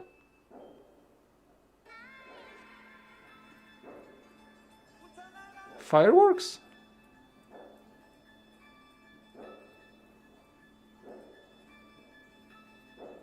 Yeah, somebody's shooting fireworks. That's weird. Oh, wait, that might be... You guys see the pops? Hear the pops? That can be two things. It's not a gun, no. It's either fireworks or actually I'm living close to a marine base. Actually, there's a marine base just a few miles away from here. And the other day we would hear, we would like sit at home and like, I was like, oh, what was that? And then like for a few hours was like a big bang every so and then. I was like, I don't know, maybe some Navy, but what it turned out is it's an artillery training ground. So they were using M109 Howitzers for, well, artillery fire training. So, and you would just hear the blasts. It's like, 20 miles away, but they use like, big shells for precise artillery strike training, and you would just hear that.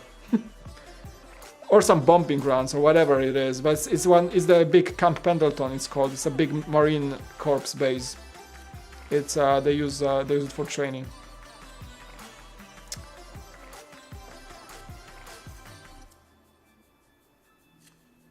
It's time to go inside.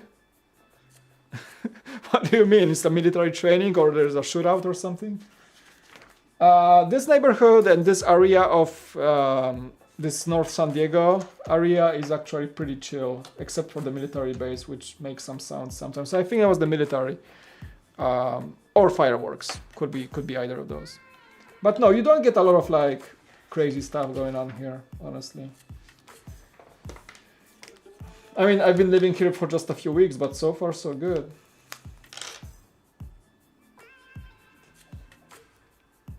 So what does it mean in Flint? I'm not familiar. What does it mean for you? Some sort of like a crime going on, or?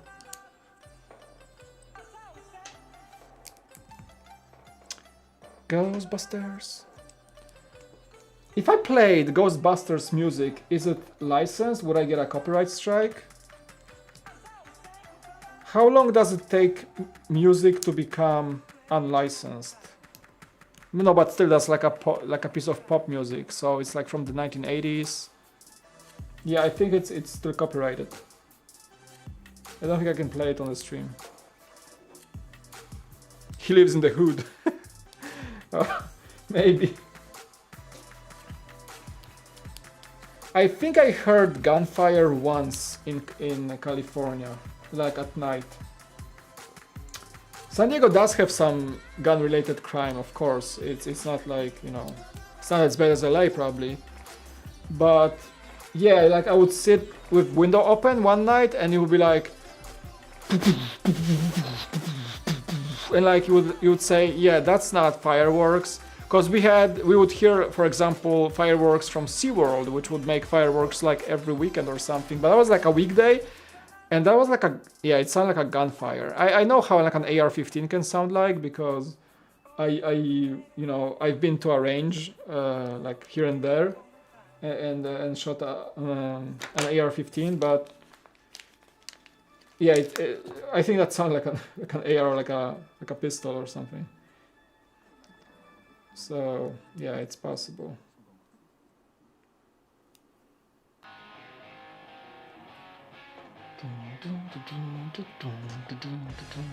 Good morning from London Bridge Brick. Welcome, dude.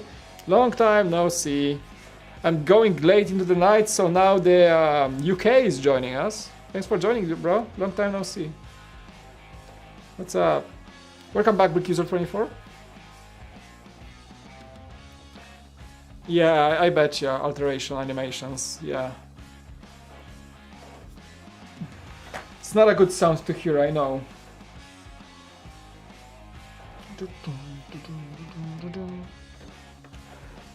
Alright. And now this thing rotates. Okay. I see. Okay, so this one, the little turret looking thing on the rooftop, is the TU antenna, better known as the Sniffer. Looks like a nose. Am I right? So they call it the Sniffer. Okay, cool. So this thing is used to monitor psychokinetic energy.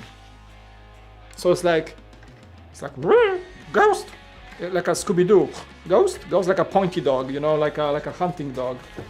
Ghost detected, ghost detected, ghost detected. So it can probably you can drive the car and it's gonna track a ghost you're chasing. Is that what it is? Sniffer. It's like this hunting dog pointing to a duck that you shot. Good day. Good to see you too, London Bridge Ricks. Yeah, long time no see.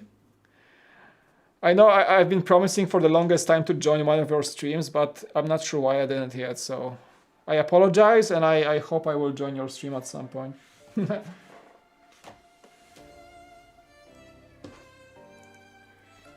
Thanks for coming. This is oh, we got one more bag left. Okay. Yeah. Okay, we need those long antennas, whatever, antennas.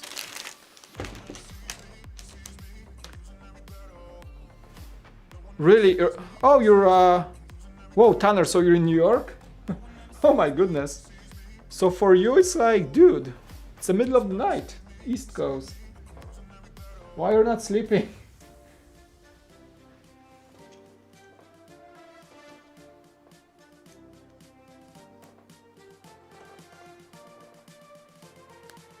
Okay, what are we doing here?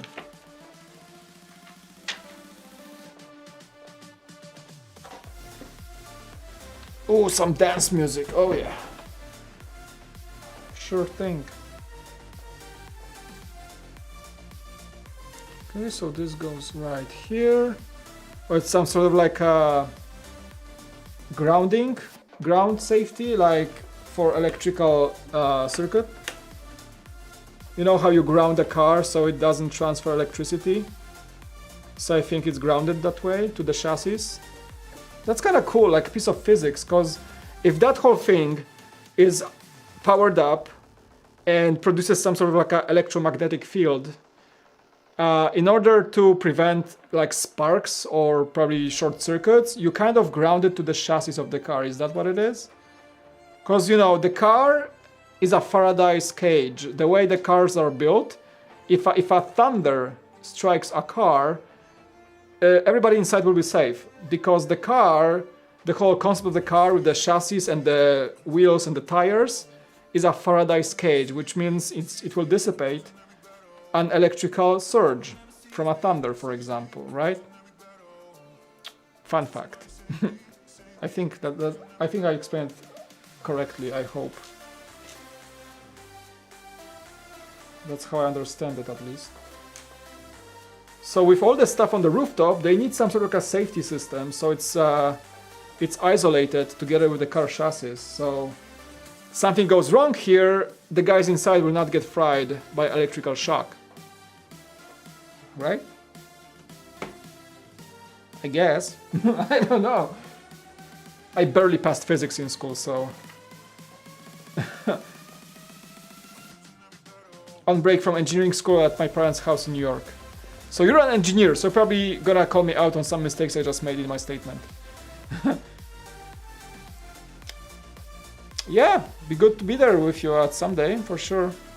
Physics with Mike. Again, I barely passed physics class. Really.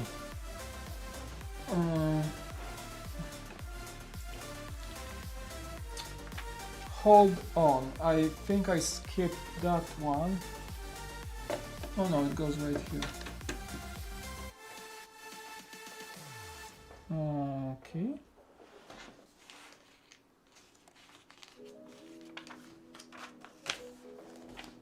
Oh, so they didn't they explained this, but they didn't explain what this thing does. It is some sort of like a... Oh, so it... Oh, that's so cool. So I think this and this is the same device. I mean, they work in tandem. Is that what it is? I think.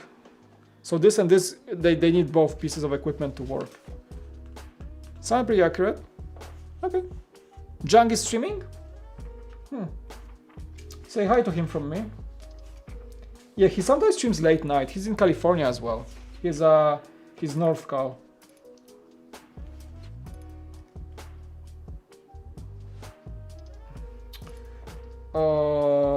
I missed a bunch of steps, guys. Yeah, I think I missed one step. Hold on. Stand by.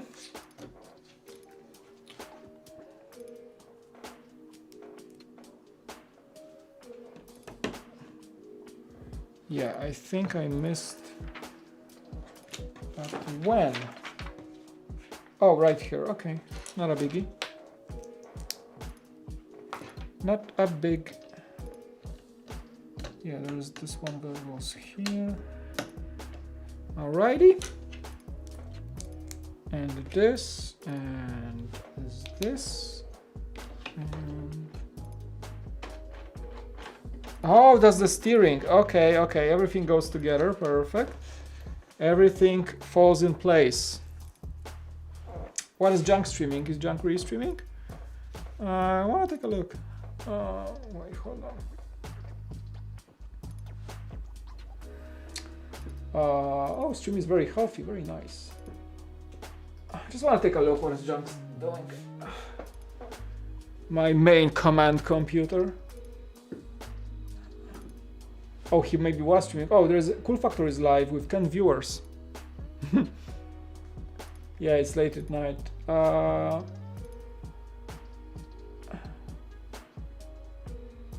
I don't see him. He was streaming? Oh, he was streaming. Okie dokie dokie dokie. Okay, last bag, everyone. Get a last one. Number 12. That's the last one. The pretty much finish of the rooftop and the wheels, and that's call today. Oh, it's 11 p.m. already. I forgot I started.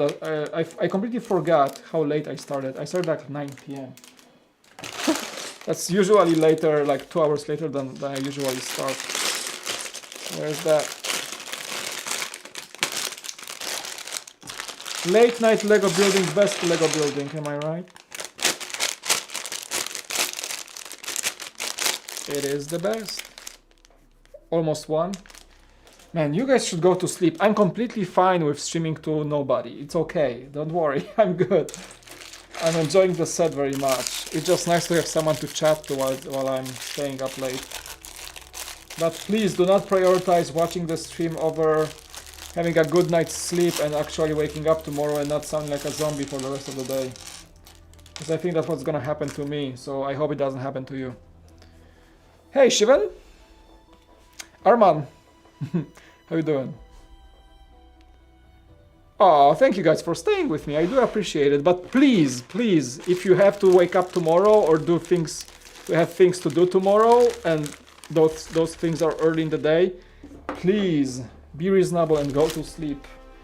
Don't be like me. Don't be like me, because the zombie mode is the worst type of day. I tell you. I mean, for me to be in a zombie mode, I have to like stay up until like 1 or 2 a.m. So for me, I'm good. I'm good. But I hope you guys are okay as well. I mean, if you don't have anything to do tomorrow, you can sleep in. Come. Hang out, listen to the music, enjoy.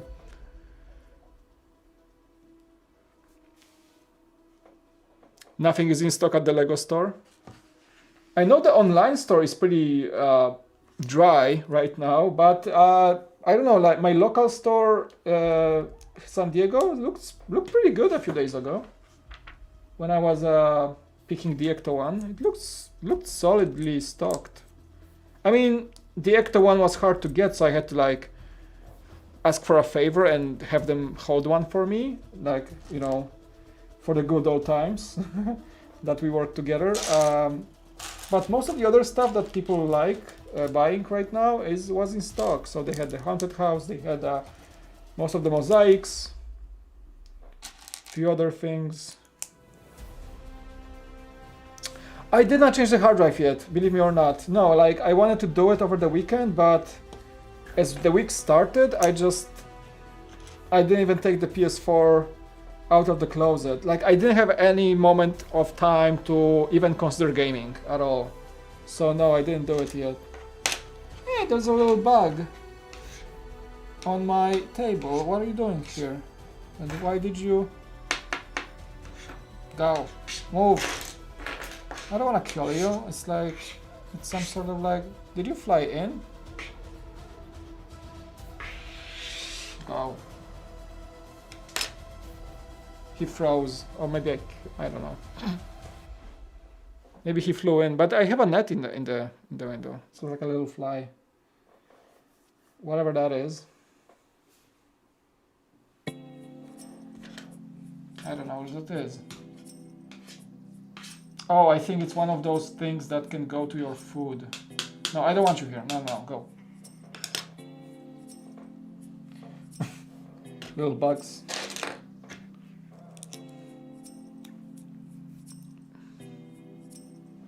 A chess tournament. Wow, you play chess? Awesome. Everything is gone. That's crazy, dude. Probably two things that have to do with it. COVID, stock problems, that's one of course, and second is Christmas. People are buying, stocking up on gifts, Lego especially. So yeah, that might be the case.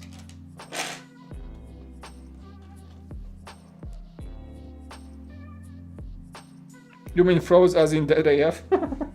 I don't know, maybe I struck him too hard.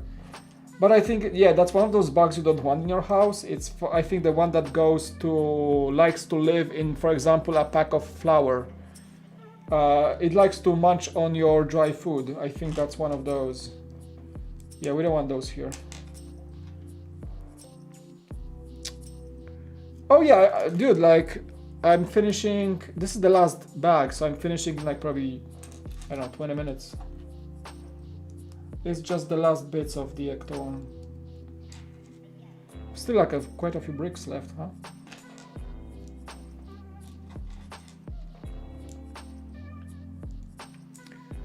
Have you ever been to Kennedy Space Center? I did not. That's one of my bucket list dreams, man. I've been to Florida as a kid because we had some sort of because I had one of my closest family members. She lived in the US in the 90s, and my family would visit quite often. And one summer, I think when I was like 8 years old or something, we went to Florida for like a month because a friend of hers gave us keys to the house, to his house in Florida, and I think it was close to Miami. Sorry, close to Orlando. So I stayed in Florida and we did like Disney World and everything.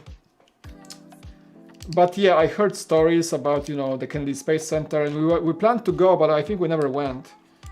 And it's one of my dreams to go see the Space Coast, especially now with all the like SpaceX activities and Artemis, as you say. And Arman, did you watch the SN8 SpaceX test flight? That was something, huh? That was something, man. That was absolutely insane. Yeah, hopefully I can, you know, once I can travel again, I can go to Florida and actually maybe see a SpaceX launch or something. The good thing about California also is that SpaceX occasionally does a Vandenberg Air Force Base launch, which is like close to, you know, not close, but in California. It's like North LA. And if there's a launch from Vandenberg, Usually Falcon 9s. I've seen 2 already, like from the just by going to the ocean and you can see the rockets just flying from San Diego. That's pretty cool. But I've never been to a launch when I could see there like the actual launch pad with my eyes. And I think it's if there's a SpaceX launch in Florida, it's easy to go and see.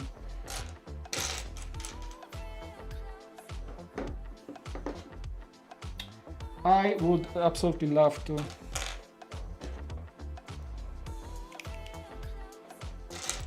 That would be sweet.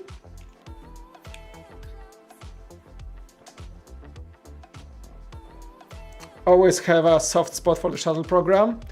Did you notice, like, when they flew the SN8, the way it flipped after the initial ascent phase and the way it aligned itself to glide back to Earth? That kind of looked like a space shuttle gliding back for landing, right? That's kind of the same type of flight, I guess, pattern. That was super cool. It looked like a future shuttle. Like you can see, because for those of you who don't know, SpaceX launched the prototype of the Starship, and they used 3 Raptor engines. So the Starship went up, then it turned off its engines, flipped on its belly, and glided back to the landing with just aerodynamics power. Just it had flaps and fins, so it glided like a space shuttle back to the landing area. It was really cool because like they launched it and they were like turning off the engines as it went up, and at some point it was like hovering on one engine, a freaking hovering rocket for like quite a few seconds. And then it flipped on the belly and glided back to landing. And just before landing, the whole maneuver was to reignite the engines. So it succeeded in doing a flip. The engines were like on gimbal, so it flipped back and was supposed to like glide, flip back and land. So it flipped back, it was really cool. And the engines reignited, but it had too little thrust, or one of the engines malfunctioned, and it crashed like to the ground, you know, on the landing pad, and it just exploded. But that maneuver alone was like the coolest thing I ever seen. I think I'm gonna do like a Cool Talks episode about it, because I'm gonna do some sort of like a talk episode soon. And a friend of mine made like a little really cool montage from all the live streams showing the Starship, and he told me I could use it if I want to, so I might do it. So that was really cool. That was like the future, like freaking Jetsons, man. To see that live, actually like in the modern times, that was groundbreaking stuff. Like SpaceX, oh my goodness. That was like space shuttle level of technology, especially like for modern times. You know, the space shuttles were groundbreaking for space travel. It was absolutely insane of a program. And now we have this. And this thing can fly and land. It's a rocket. That's really cool. Bye now. Hey, thanks for coming, dude. Have a good night. Yeah, I'm excited for the new Star Wars. Especially Caspian Andor and Obi-Wan. Live action shows, that is. Don't give Elon any ideas. Look like the Death Star. Well, they made a satellite. Did you guys see the satellite by NASA that looks like Emmett's house from Lego Movie 2? I swear, there is a satellite that NASA launched that when deployed, it has solar panels that look like a rooftop. And people, like, even I was laughing, that looks like Emmett's rocket house from Lego Movie 2. It's true, check it, look it up. I don't know how it's called, but it just launched. Not that long ago.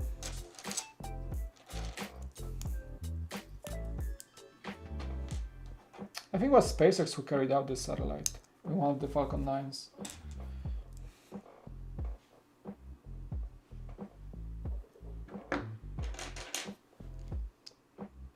Complex maintenance and safety, exactly, yeah.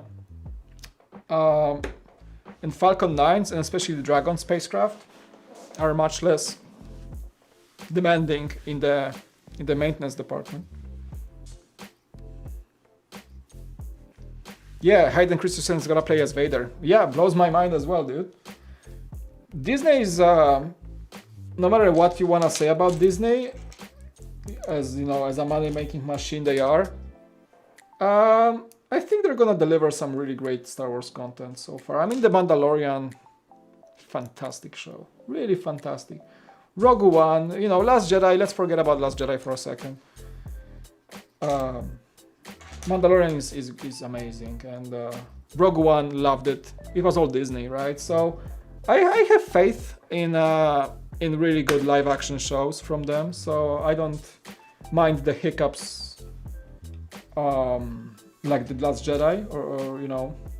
I think the stuff tends to be the most epic. It usually fails for Disney. Like the Last Jedi was the closing of the Skywalker saga, and like we know how it ended. Like,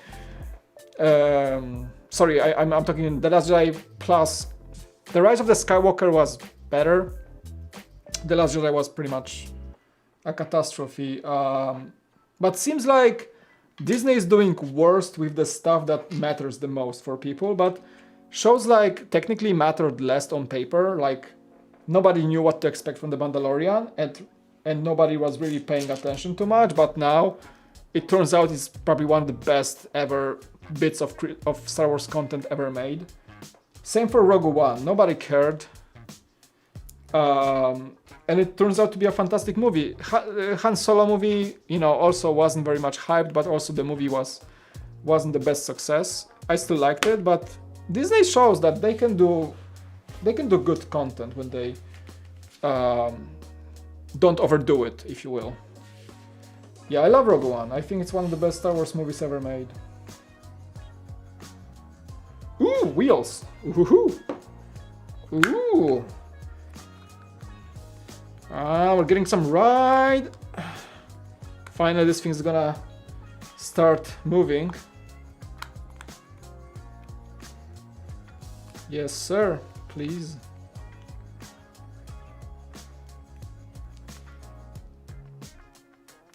Alrighty then. Yeah, let's do the wheels.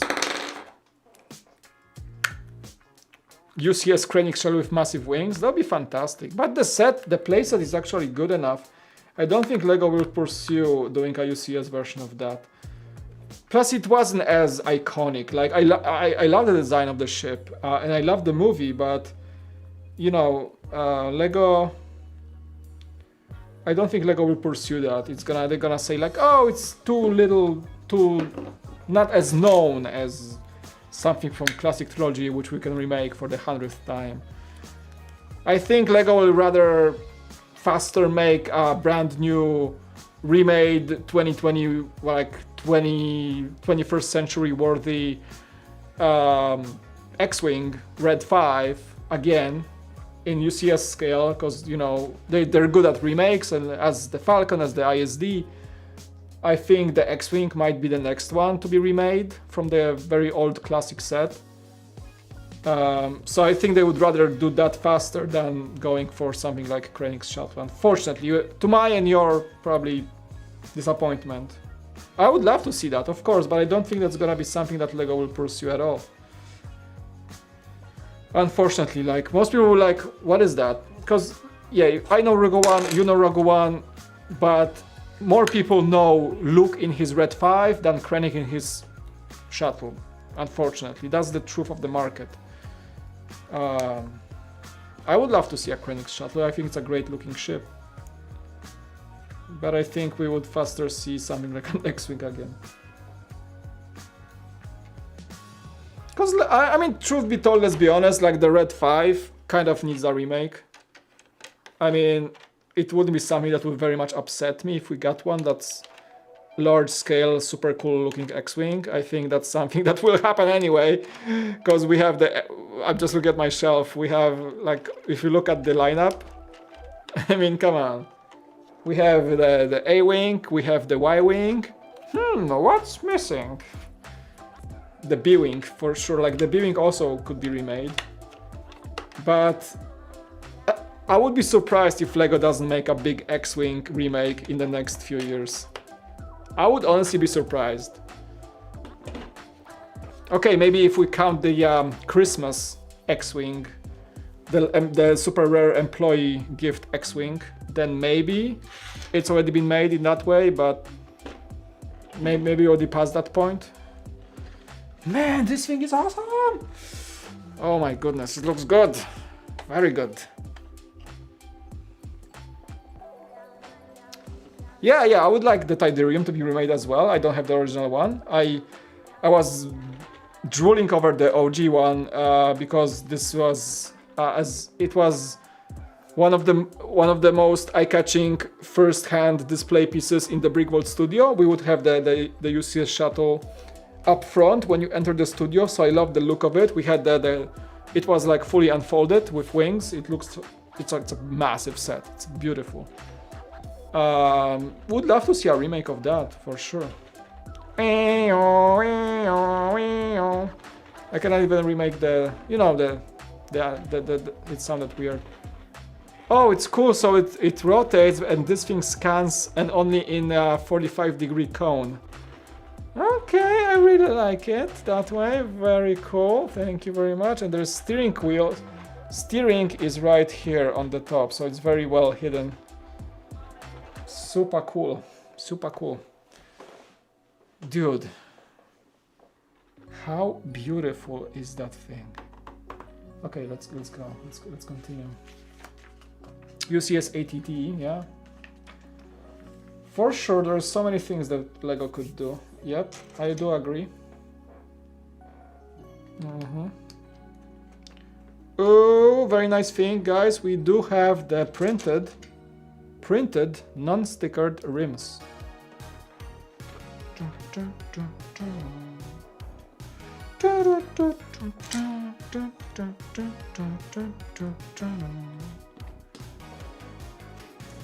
Come on, where are you at?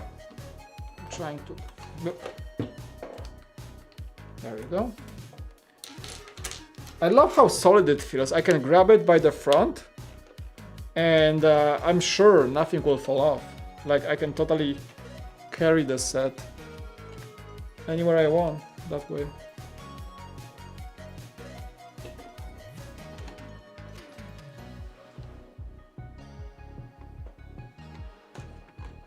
Nice. You sound a little bit like Gru from Despicable Me. People have been telling me this like for months. You're not the first to tell me that.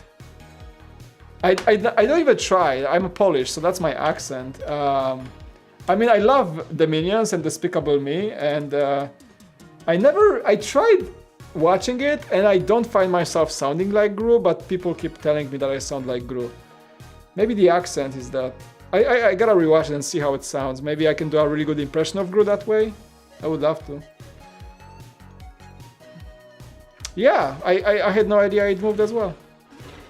And the cool thing, like this thing rotates 360 and this thing only goes 45 degrees left and right. So scanning for ghosts, you know, you just drive like beep, beep, beep, beep in front of the car. So that way you can chase your ghosts. That's kind of cool.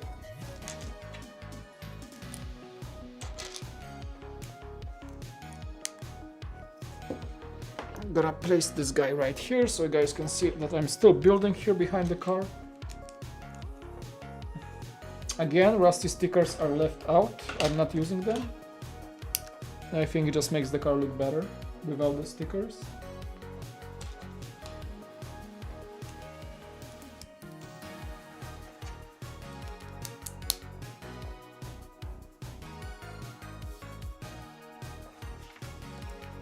So you say it's your favorite song?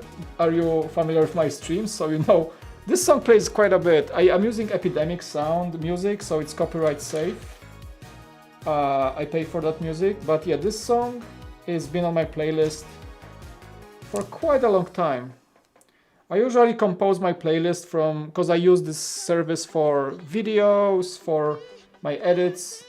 A lot of that music is music I used in some sort of a project in the past. And I like their music. They're pretty.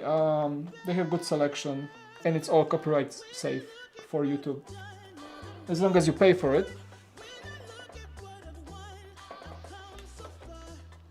Ooh, okay.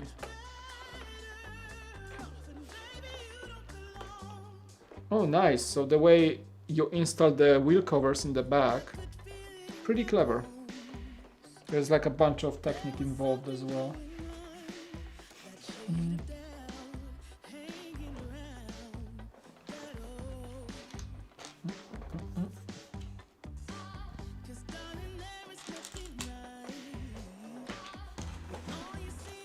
So yeah, you do the you cover the wheels here in the back. So that's the whole thing in the back of the car. Is just you attach panels. I like it. I like the way it's done. Very cool. Oops. Hey, coffee in hand. What's up? Good to see you that late. Yeah, I like the clean look for sure. It's bigger than the Mustang. It has to do with the fact that the original Cadillac is just a long saloon car. I think they were used as a hearse vehicle for, you know, transporting dead people. I think that was the use, the OG use. So they're long, the actual car is very long. So I think it's in scale, so that way obviously it's gonna be larger than the Mustang. But it might be also that way it might be the longest vehicle in that lineup. Really cool. Trying to park, oh, it won't fit. You know, the HQ set was made for, was specifically in scale with the small Ideas ECTO-1. We had two ECTO-1s from LEGO Ideas, right? Both were the same scale, and they fitted perfectly into the HQ. So that was minifigure scale. A scaled up. Now that you say that, I can already see probably people at this point. There's somebody out there. Show yourself. There's somebody already probably building a Ghostbusters HQ in scale with this. I bet you there is somebody. Like next big convention, there's gonna be a Ghostbusters HQ with this car inside. You mark my words. Mark my words. There's somebody building it right now probably. Siema, cześć Lego Maker. Witam z Polski. Kalifornia wita Polskę. Polish viewer just joined? Cave God? Is he actually doing it? Like he's a big scale builder, obviously, so I wouldn't be surprised if it was him. He made the 8080, he made a bunch of big things. I betcha. He made the Sandcrawler. Good morning, people joining from Europe and Australia. Welcome, welcome, welcome. This is the last bag, guys, so once I'm done, we're done for the set streaming. But yeah, I have a, come on, another panel coming in.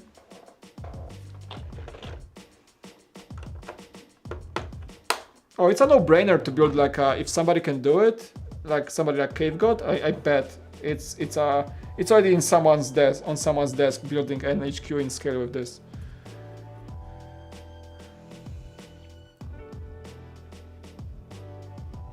The idea set doesn't fit? Really? I remember because we had one in the Brickworld studio, and I remember because it was in the city and we had one of the ECTO-1s parked there all the time. It was fitting pretty well. I don't think I removed everything from the set to fit the one of the ECTO-1s. Maybe the second one was bigger, but the first one fitted pretty well. Or maybe we no, I remember I built the HQ at Brickworld back in the day, and we had the ECTO-1s both, and they were always inside the building in the city, so I think they fitted, yeah. Oh, you have to take the desk out? Oh, maybe that's why. I don't remember specifically, but maybe I just moved the desk. Maybe it was a few years ago, honestly. I don't have those sets personally. I wish I had. I remember, I think the Ghostbusters HQ was one of the bigger streams we did on Breakvault, and one of the first ones as well. That was fun. That was a lot of fun. Such a cool set.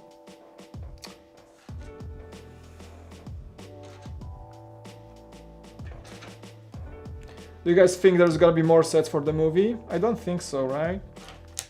What do you guys think? Just the ECTO-1 for the movie? We're not getting anything other from Ghostbusters, right? A minifigure series might be cool, but ain't happening. Oh wow, the way you genius. Like how did he come up with that? So let me just tell you. The back is angled, right? So in order to achieve that angle, like this piece, there's a few ball joints placed inside the chassis that I placed, you know, many bags ago, and they just snap in at the perfect angle. How clever you have to be of a Lego designer, Mike, to figure that out. There is no gap, it just fits. Oh my goodness. So good.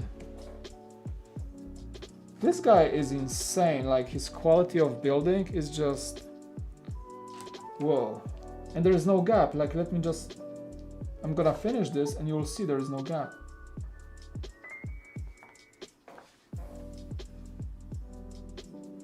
That is insane. That is absolutely insane. So satisfying to see also.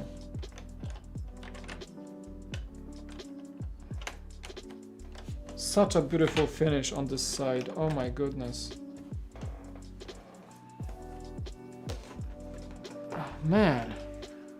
Yeah, the only gap is you know, there's like a slight gap because the angle is off, but that's something you cannot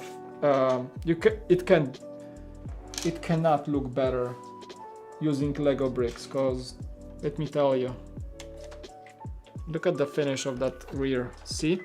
So you guys see that? So this is the section I built, right? The only little gap is right here because I mean there is no brick that can fit in there, obviously. But this whole thing is basically a dual, a two-piece Technic panel. The way he made this angle to just like flush with the wedge.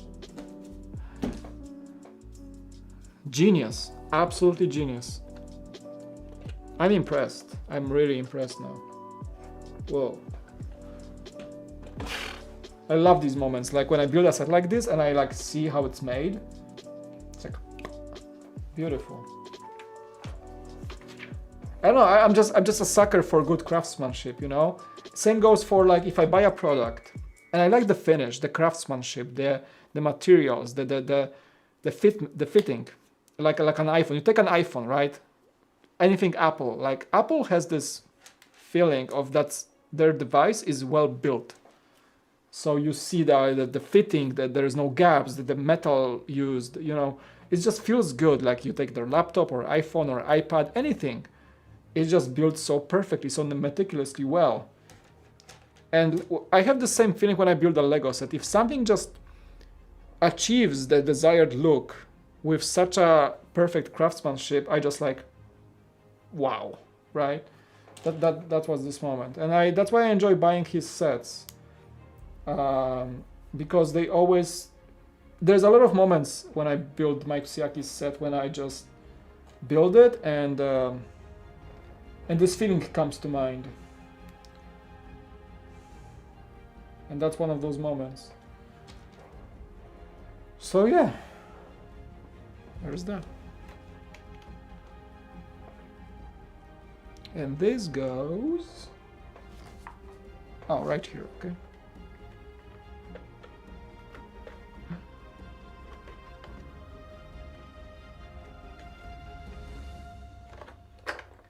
Oh, come on.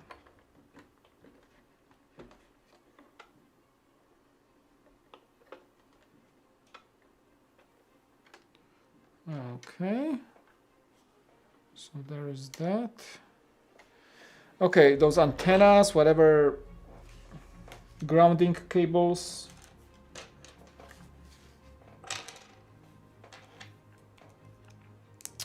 I know, I love seeing the process and how he came up with that. It's like building a Lego set is the ultimate product of, if you want to show off the craftsmanship, because you see exactly how things come through. Nothing is hidden. You build the set and you exactly see what the designer was thinking. So I think that's why I enjoy Lego so much, because you can see their thought process, and sometimes they come up with so crazy connections that you are just like quite impressed by the level of thinking here, right?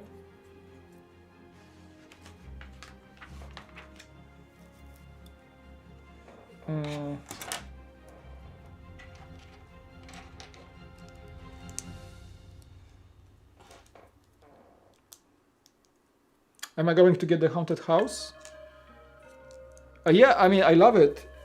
Again, my list of things I would love to have from Lego, made from Lego, is quite staggering, honestly. It's just a matter of money and space, I guess. Still space. Yeah, haunted house, yes, something of course I would love to, but it's not my priority list. And I don't have unlimited money. The second model doesn't fit. So I think it was maybe I had the first one. We had both, but maybe the first one was parked in the set. How does this compare to the 1998 Batmobile? Welcome, by the way, Moises. The Batmobile is much larger scale, much of a grandeur set. All black, you know. Also, the build was great of the Batmobile, fantastic. I think they're kind of equally cool. I don't know. The Batmobile is much larger. The Batmobile, dude, like the Batmobile is like 1.5 times longer. Honestly, it's so massive. Like I was astonished by the size of the Batmobile. I think this is more approachable, and definitely requires less display space. And I mean, personally, I have more connection to Ghostbusters than I have to Batman. I gotta be honest with you. I love Batman, especially Christopher Nolan's version, but I have more emotional connection to the Ghostbusters, personally. So for me, this set,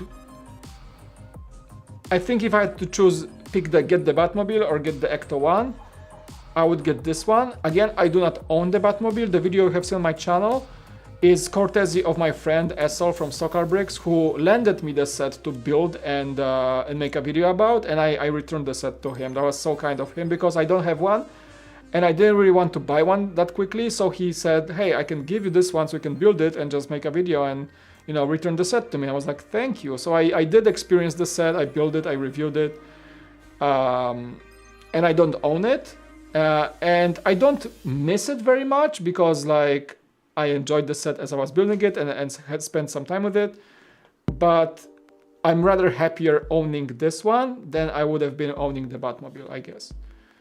But that's just me. I like Ghostbusters more. So there's that. All right, let's get this one connected.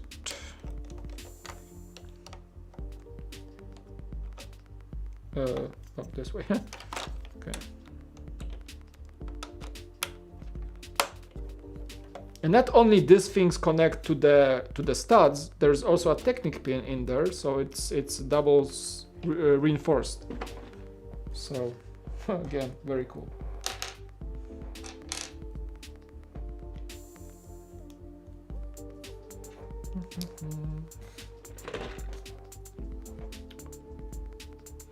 What's the top 10 sets you want right now? Top 10. Well, from the top of my head, I can name a few. Nintendo NES, really want this one. Gonna pick it up at some point. And also stream. Lamborghini Cyan.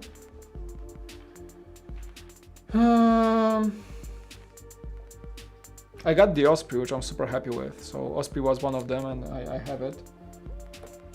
Thank you to one of my fans, really cool guy that helped me get this one. Right now that I would love to own. Diagon Alley, I don't have it. So that's would be 3 for now. The Haunted House, yes, is on the list, so that's 4. I would love to have, there was one, what did I want to have? So I have the Falcon, I have the ISD, I have the Hogwarts Castle, I have all the Technic big ones except for the Cyan. The police station that's coming out, I mean, I want to get it, but it doesn't excite me as much. I think I'm still gonna get it because it's a modular. And I love them. I have the Barracuda base, so that's done. I want the Sesame Street set, honestly, from the newer ones. There was something I wanted to get. I just was thinking about this set today, but what was it?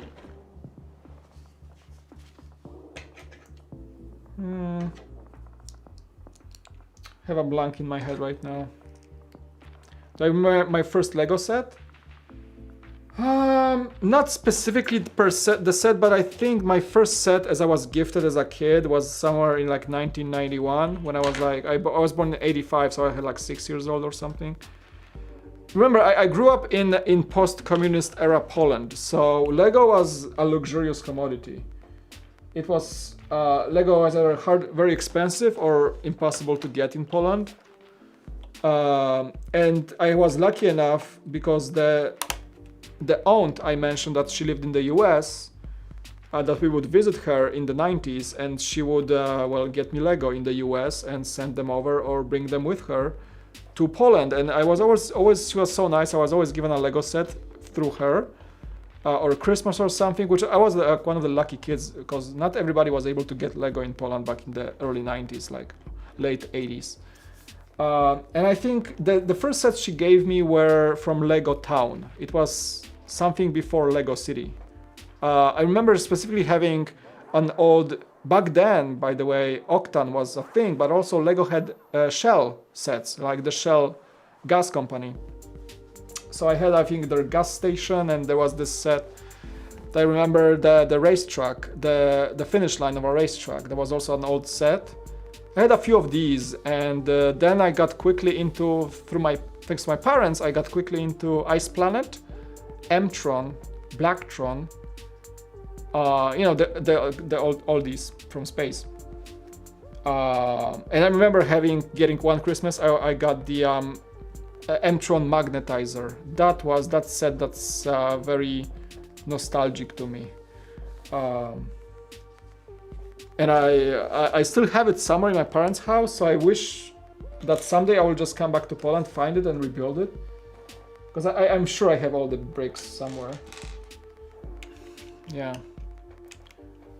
The Batwing, surprisingly enough, outsider, the Batwing is not the set I crave for some reason. I don't know why, you know? I should like it. And I like the look of the Batwing, but I don't know, like it just felt like a big flat kind of, I don't know, for some reason I wasn't very excited for this set. I prefer the Batmobile, but since I built it, I don't really look forward to owning one. The Batwing I would mostly get just to like hang on the wall because it's designed to be like that. So for that maybe, but it's not something I'm like, oh, I gotta get it. For some, I don't know why, I cannot explain it to you. I don't know. For some reason, I just don't really crave that set that much. You know? I'm not sure why. It's something I don't know how to answer.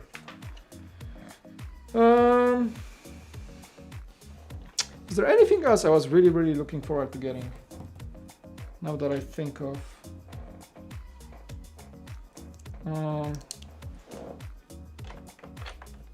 So satisfying to finish this bag, by the way.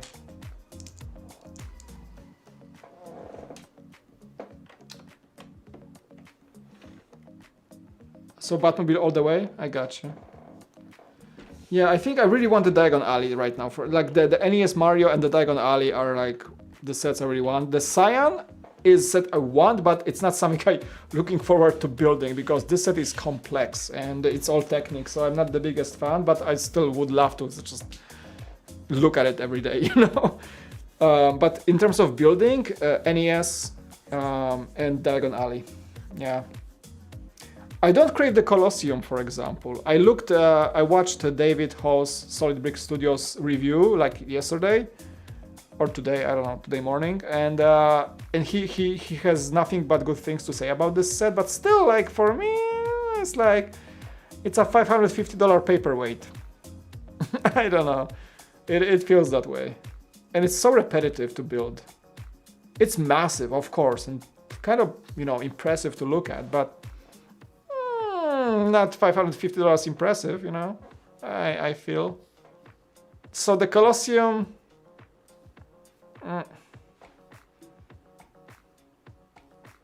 I know, yeah, man, that's cyan, like, again, I'm not looking forward to building it, but one day, yeah, I'm gonna get it. I mean, I have the Chiron and the GT3 RS in the boxes, so the cyan has to join them at some point. Hello, Fangar Animations. Oh, I would love the DeLorean, dude. I think that's something Lego should look into next. Like, just get Mike Psiaki. That's something I think I mentioned shortly, not that long ago, that next car that Mike Psiaki should take under his wings is the DeLorean. I mean, if you think about it, everything clicks in place. The Ghostbusters were a theme that was popular and got 2 vehicles and a great HQ set, right? And now we get this, but however, we get this because of the movie. So the DeLorean would have to happen regardless because we're not getting any sort of Back to the Future content anytime soon. But everything clicks because we had the small DeLorean, we had like Dimensions, so Lego can do it. And I think if we're going that route of real coolest movie licensed vehicles, then we have the ECTO-1. A DeLorean is a no-brainer pretty much because Back to the Future is as much of an iconic series as Ghostbusters are, even if not more. So yes, please. Yes. I mean, the DB5 Bond was also released kind of in between Bond movies, but still, we know the Bond movies are still coming, so Lego had the desire to make it happen, right? So the DeLorean would have to happen regardless of any movie because there is nothing coming. Knight Rider, that would be cool. You guys saw that vlog of mine that I went to the Peterson Automotive Museum? Like they have all those cool iconic movie vehicles. Like every few steps, you just walk in that museum and like this should be Lego, this should be Lego, this should be Lego. The DeLorean is the first piece you see. The DeLorean is like such a centerpiece in that museum that you just walk in and the first thing you see is a DeLorean. It's amazing, it's beautiful, it's the actual OG one from the set, from the movie. And it just like strikes you how awesome of a vehicle it is. You can like look very close inside. You can almost sit in. I mean, you can't sit in one, but you can stick your head almost to like, you know, touch the wheel or whatever. But yeah, this should be a Lego set at this scale, please. Yes, Lego, make it happen and make this guy Mike Psiaki to design it, please. It's gonna be fantastic if it happens. There is no reason to say no to that vehicle by Lego. If I'm not sure why they wouldn't do it in the next few years. Yeah. And Brickvolt has a fantastic mock of the DeLorean, right? You can see how cool that car looks at the large scale. And it's such an iconic car that like, I don't know what it is. There's only a few cars in the history of movies that are as good, as legendary as the DeLorean. ECTO-1 being one of them. Alright guys, it's great chat, but it's getting kinda late. I'm enjoying this stream very much, loving talking to you, but I wanna finish this guy, because we have like 95% of the car is there, like this is it. We just have we gotta do the rear. Yeah, the ladder and the rear lights, I think, right?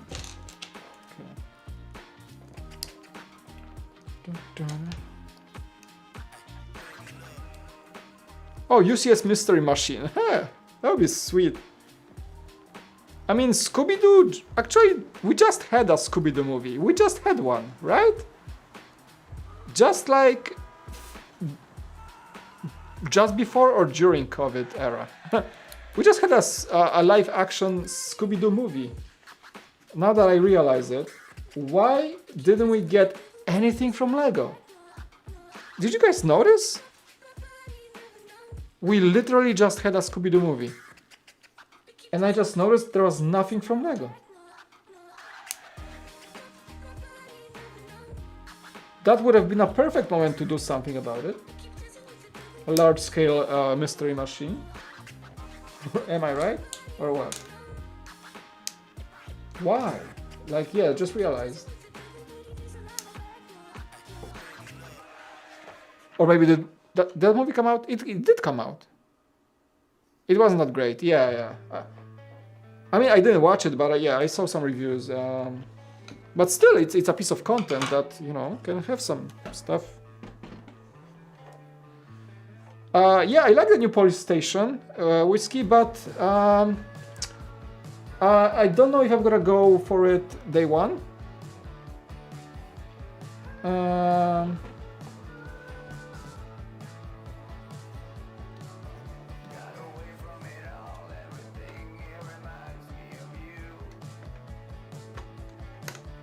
So yes, I would love to have it, but I don't know. Like honestly, I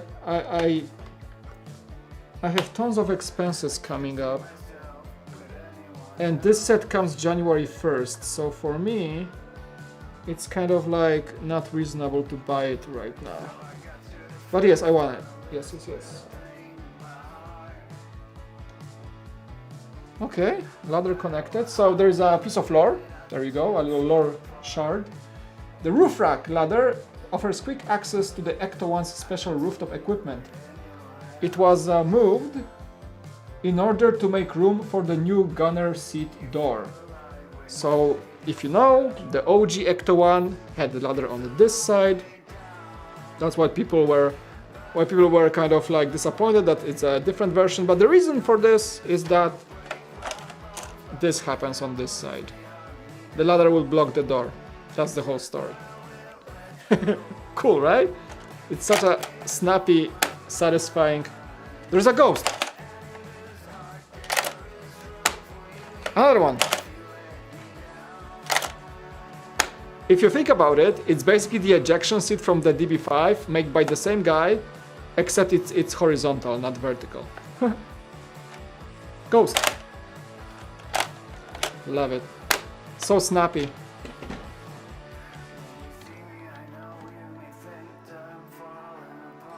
Yep, a bit of a late stream, almost midnight. So yeah, yes, I consider this a late stream. But I promised myself I would finish this set today, and we're doing it. Basically, those are all the bricks I have left. Now, it was sitting too long for on my desk, just looking at me unfinished. I was like, I wanna finish it, I wanna wait for it for next weekend, so let's do it today. Okay. Where are we? So yeah, it's almost midnight in my place. Time zones. Hey Peter, welcome. 2 a.m. Oh my god, I forgot some of you guys are waiting for me to finish. I am so sorry. I am so sorry to keep you waiting.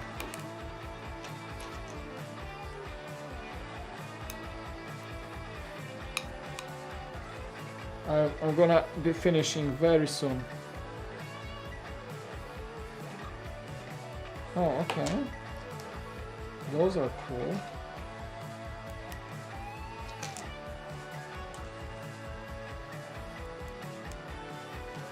New studio looks cool. Thank you. Appreciate it. I love working here. It's so nice to just spend time here.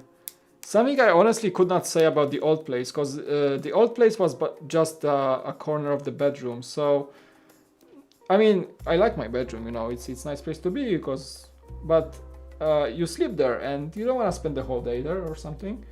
But you know, ever since COVID, I work from home, so that was my place.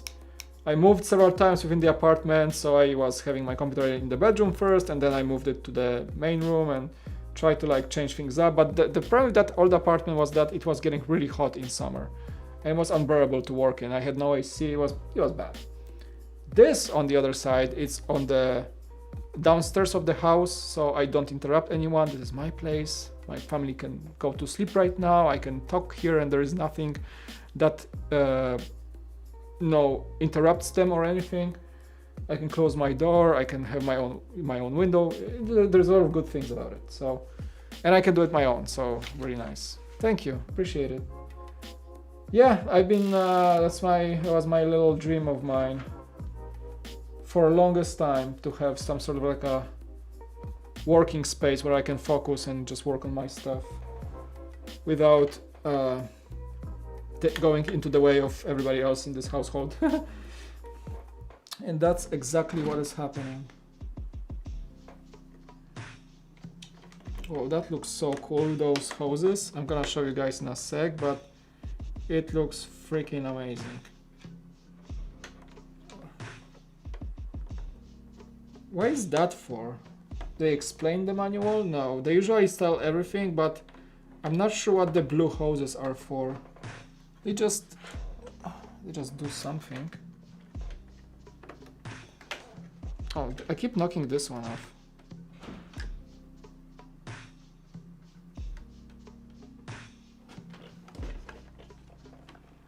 There you go. Looks awesome. I did not start Mando Season 2 yet. No, I did not. I should, because I was waiting for most of the season to appear on Disney Plus, because I didn't renew my Disney Plus yet. And I think I can do it right now. I don't want to like pay for another subscription service. So I think I'm just gonna do it temporarily just to watch Mando. So no, I didn't watch season 2 yet, not yet. But I will. This looks so awesome.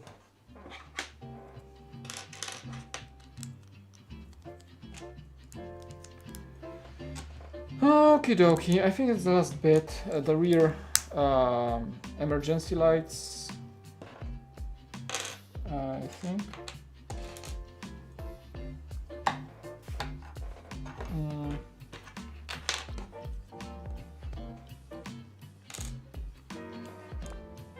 Stellar game. Yeah, I heard all the good things about it. My next one to play is The Last of Us. I have the Cyberpunk PS4, but man, I'm returning it. I'm not even opening the game. I'm not even opening the foil pack. I'm just returning it. I'm sorry to say that, but I've seen all the reviews for the PS4 version, and it's not possible to get patched. It looks horrible, it plays horrible. People are reporting that you get like 10 frames per second and the graphics in 720 and not even like all the effects turned on. It just looks worse than like a Tomb Raider from 2013. And I don't want to ruin my experience, so I'm not gonna play this game. I'm just gonna return it. Unfortunately, I love CD Projekt Red. I love The Witcher 3, my favorite game ever. But they messed it up with Cyberpunk. I mean, the game looks gorgeous if you have a high-end PC and can play on full settings. But apparently the PS4 version is terrible. And yeah, if you have the PS4 version, you can upgrade for free to a PS5 version when it comes out. And maybe by that time I'm gonna have a PS5, if I can actually buy it, you know, because it's impossible to get right now. But for the time being, I'm just gonna return it, get my $50 back, and repurchase the game once I'm able to play it in full fidelity and full settings, or get a better PC or a PS5, whichever it is. I'm not going to play the PS4 version. It seems too much of a alpha version. People hate it. And I don't want to wait until next March to see a patch that maybe or maybe not help with things. So, hey bro, I'm new. Welcome, Game Master Roblox. Welcome to the channel. Thanks for joining. Welcome. Here we do Lego. talking, chatting, streaming, reviews, whatnot. Thanks for joining. Yeah, so I have The Last of Us 2. I picked it up on Black Friday. It was on a discount. Yet to play it, but that's the next game I'm gonna play. And I just got a brand new big TV, so it's gonna be a fun experience. But yeah, I don't have a PS4 Pro. I have a base PS4 Classic. So yeah, you can't play HDR or anything, so that's even worse for Cyberpunk. This game is fantastic when you can get the whole experience, but I guess PlayStation is not meant for that, so... Yeah, unfortunately I'm gonna have to return it. I was too fast with the pre-order. Yeah, pretty much. The last bit is that little... Oh, because they have a remote... they have a remotely controlled ghost trap. That's what they have. But yeah, the car is finished, pretty much. So we're gonna take a look at it in a sec, but... I'm gonna review it, so don't worry. I'm gonna take a close look on the video review. Let's do the little... That's the last thing you built. I'm from Poland. Hej, Adrian, cześć, witam. Miło was widzieć. Z Polski. Kalifornia pozdrawia.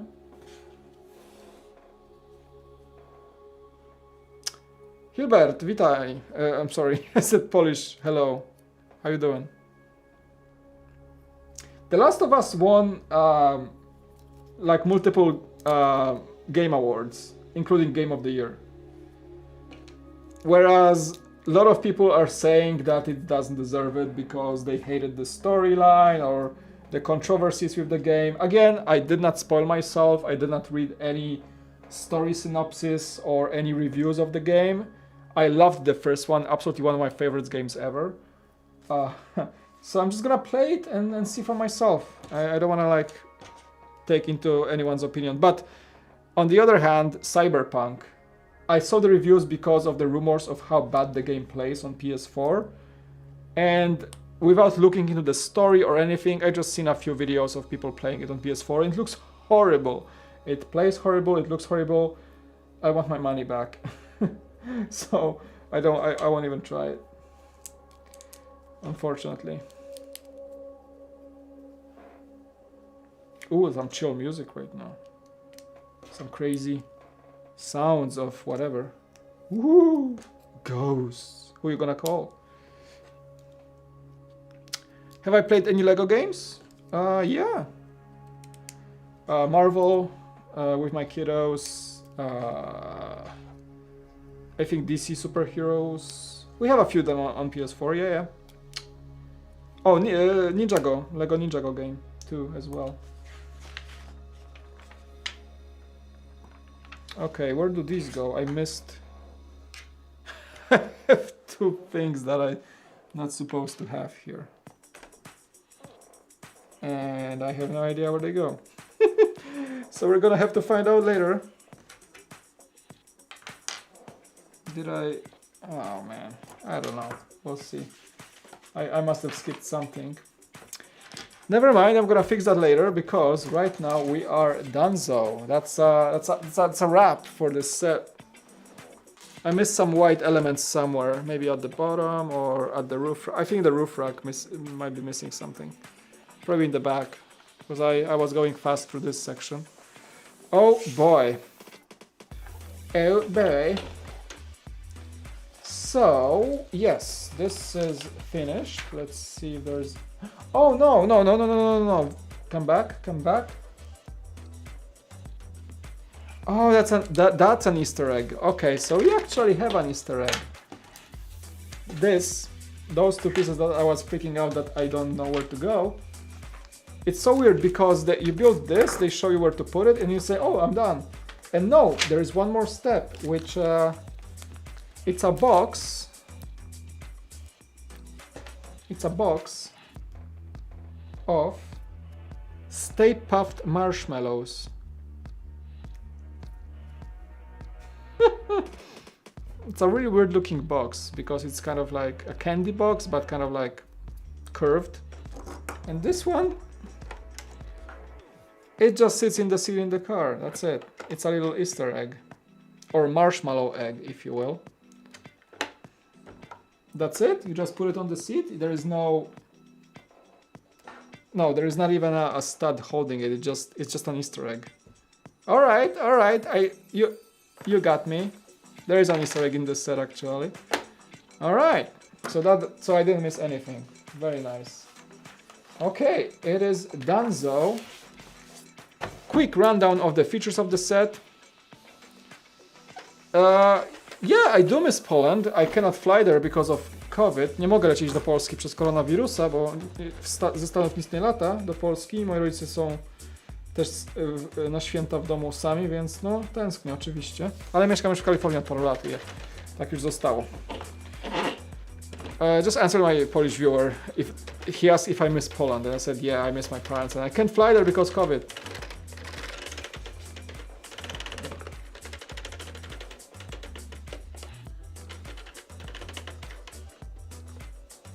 This is so cool.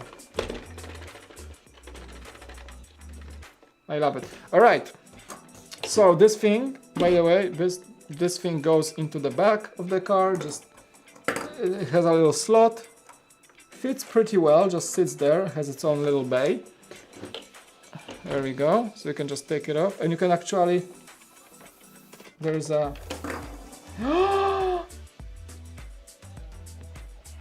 Oh wow! Okay. Okay, I wasn't expecting that. It's a deployment function. Okay, I didn't even know it's... Oh, what? So there is a trapdoor, and you pull it, and the thing just goes from the bottom, like it goes down. Okay, that's cool. I was like... Oh my god, and it closes itself. You don't have to you don't even have to close it manually, you just pull it back in. This is... I know it's a baby ghost, like remote ghost trap. But dude, it deploys check it out. So you pull this, and there's a trapdoor, and it just drives off. Alright. This car is full James Bond again. Mike Psiak did it again. So we got this. Surprise number 900, honestly, because I had no idea it's there. I built it, I had no idea it works that way. Oh man, this is so cool. Alright. So there is that. You can deploy the little ghost hunting. A ghost is chasing you? Fear not. Boom, and the ghost is being caught behind the car. That's it, pretty much. And you just... okay, so that's one thing. I'm gonna put it back in, really cool. Then, you can see as I drive, the rear axle is connected to the roof rack, so the antenna is moving, the radar is moving, so that's a second thing. The coolest function is probably this. The seat pops open and you can chase the ghosts while driving. There's a gunner seat with a proton pack attached to it. Now that I noticed that, the car has a proton pack, but it's attached to the seat. What I'm missing here, I remember specifically from Ghostbusters 2, they had a rack of proton packs in the back, so you can open the... They had this cool thing where you could open the rear, and he was Egon or somebody was sliding a rack, and they would take their gear and gear up and go to the mission to catch some ghosts. I wish they had this in this car. There's space for that inside, but the only proton pack you get is the one attached to the seat. So there should be at least 2 or 3 more that are placed within the car that you can take out and have a little accessory of a proton pack brick build. I would love that. Because I know they had that function in one of the movies, in the second one I believe. You can see them open, he slides and they take their backpacks, their proton backpacks, and just load up and go hunting. So there's nothing like that in this car. Instead we get the Afterlife remote ghost trap, whichever. I think the proton packs would be cooler, I think. So there's that. Of course, all the front, sorry, this one. gets caught into the little antenna. So you get the openings for front of the car and the hood. Oh, the steering as well. So you have the steering right here and on the roof rack. So, dude, I am super happy. This is a must-have set for me, obviously. How could I make a bad review about this? I'm gonna have a glowing review. But yeah, thank you so much, guys, for hanging out with me. I know it's late. It's midnight, exactly midnight, 1 minute past midnight here in California. Some of you stayed way too late with me on this stream. I appreciate it very much. And big shout out again to Sol for a $20 Canadian super chat donation. Appreciate it, dude. Like, continuous support is such an amazing thing for me. You can even imagine. So thank you. The Ghostbusters ECTO-1 is done. I'm gonna try to make a review by the weekend, hopefully. Yeah. Thank you so much, guys, for joining. Adrian, Arman, Alteration Animation. So many of you joined today. I'm sorry if I don't mention all of you. Outsider, Julius, Coffee in Hand Productions, Peter, Tanner, Fangar Animation. So many of you I've seen there. Brick Star Wars Boy was here too before, I believe. So many of you joined today. So Whiskey, thank you. Jetter, Corey, Brick User 24. So many of you. Yeah, you're in Poland, so it's like morning for you guys. W Polsce już jest 9 rano. Alright, guys, I'm getting tired. It's midnight. I should go to bed now. Thank you so much for joining. This is the last stream of the ECTO-1. The next stream we will do... I have a Baby Yoda to do. So we're gonna do a Baby Yoda at some point in time. And I have a little sponsored stream because Lego sent me few small Technic sets and asked me to try out Instructions Plus, which is an app, instructions app for your iPad or mobile device where you just build on a mobile device. You don't use the paper instructions. So they asked me if I can try it on a video or on a stream. I said, hey, I'm probably gonna do a stream. So we're gonna do some small chatting / building stream, and I'm gonna try out for the first time actually the Instructions Plus on iPad. I built Mario with online instructions because that's the only way you build Mario sets. They don't give you a instructions booklet, but I never done this with a normal Technic set. So they sent me those. I appreciate it very much, and I'm gonna do a little stream sponsored by Lego because those sets were given to me for free.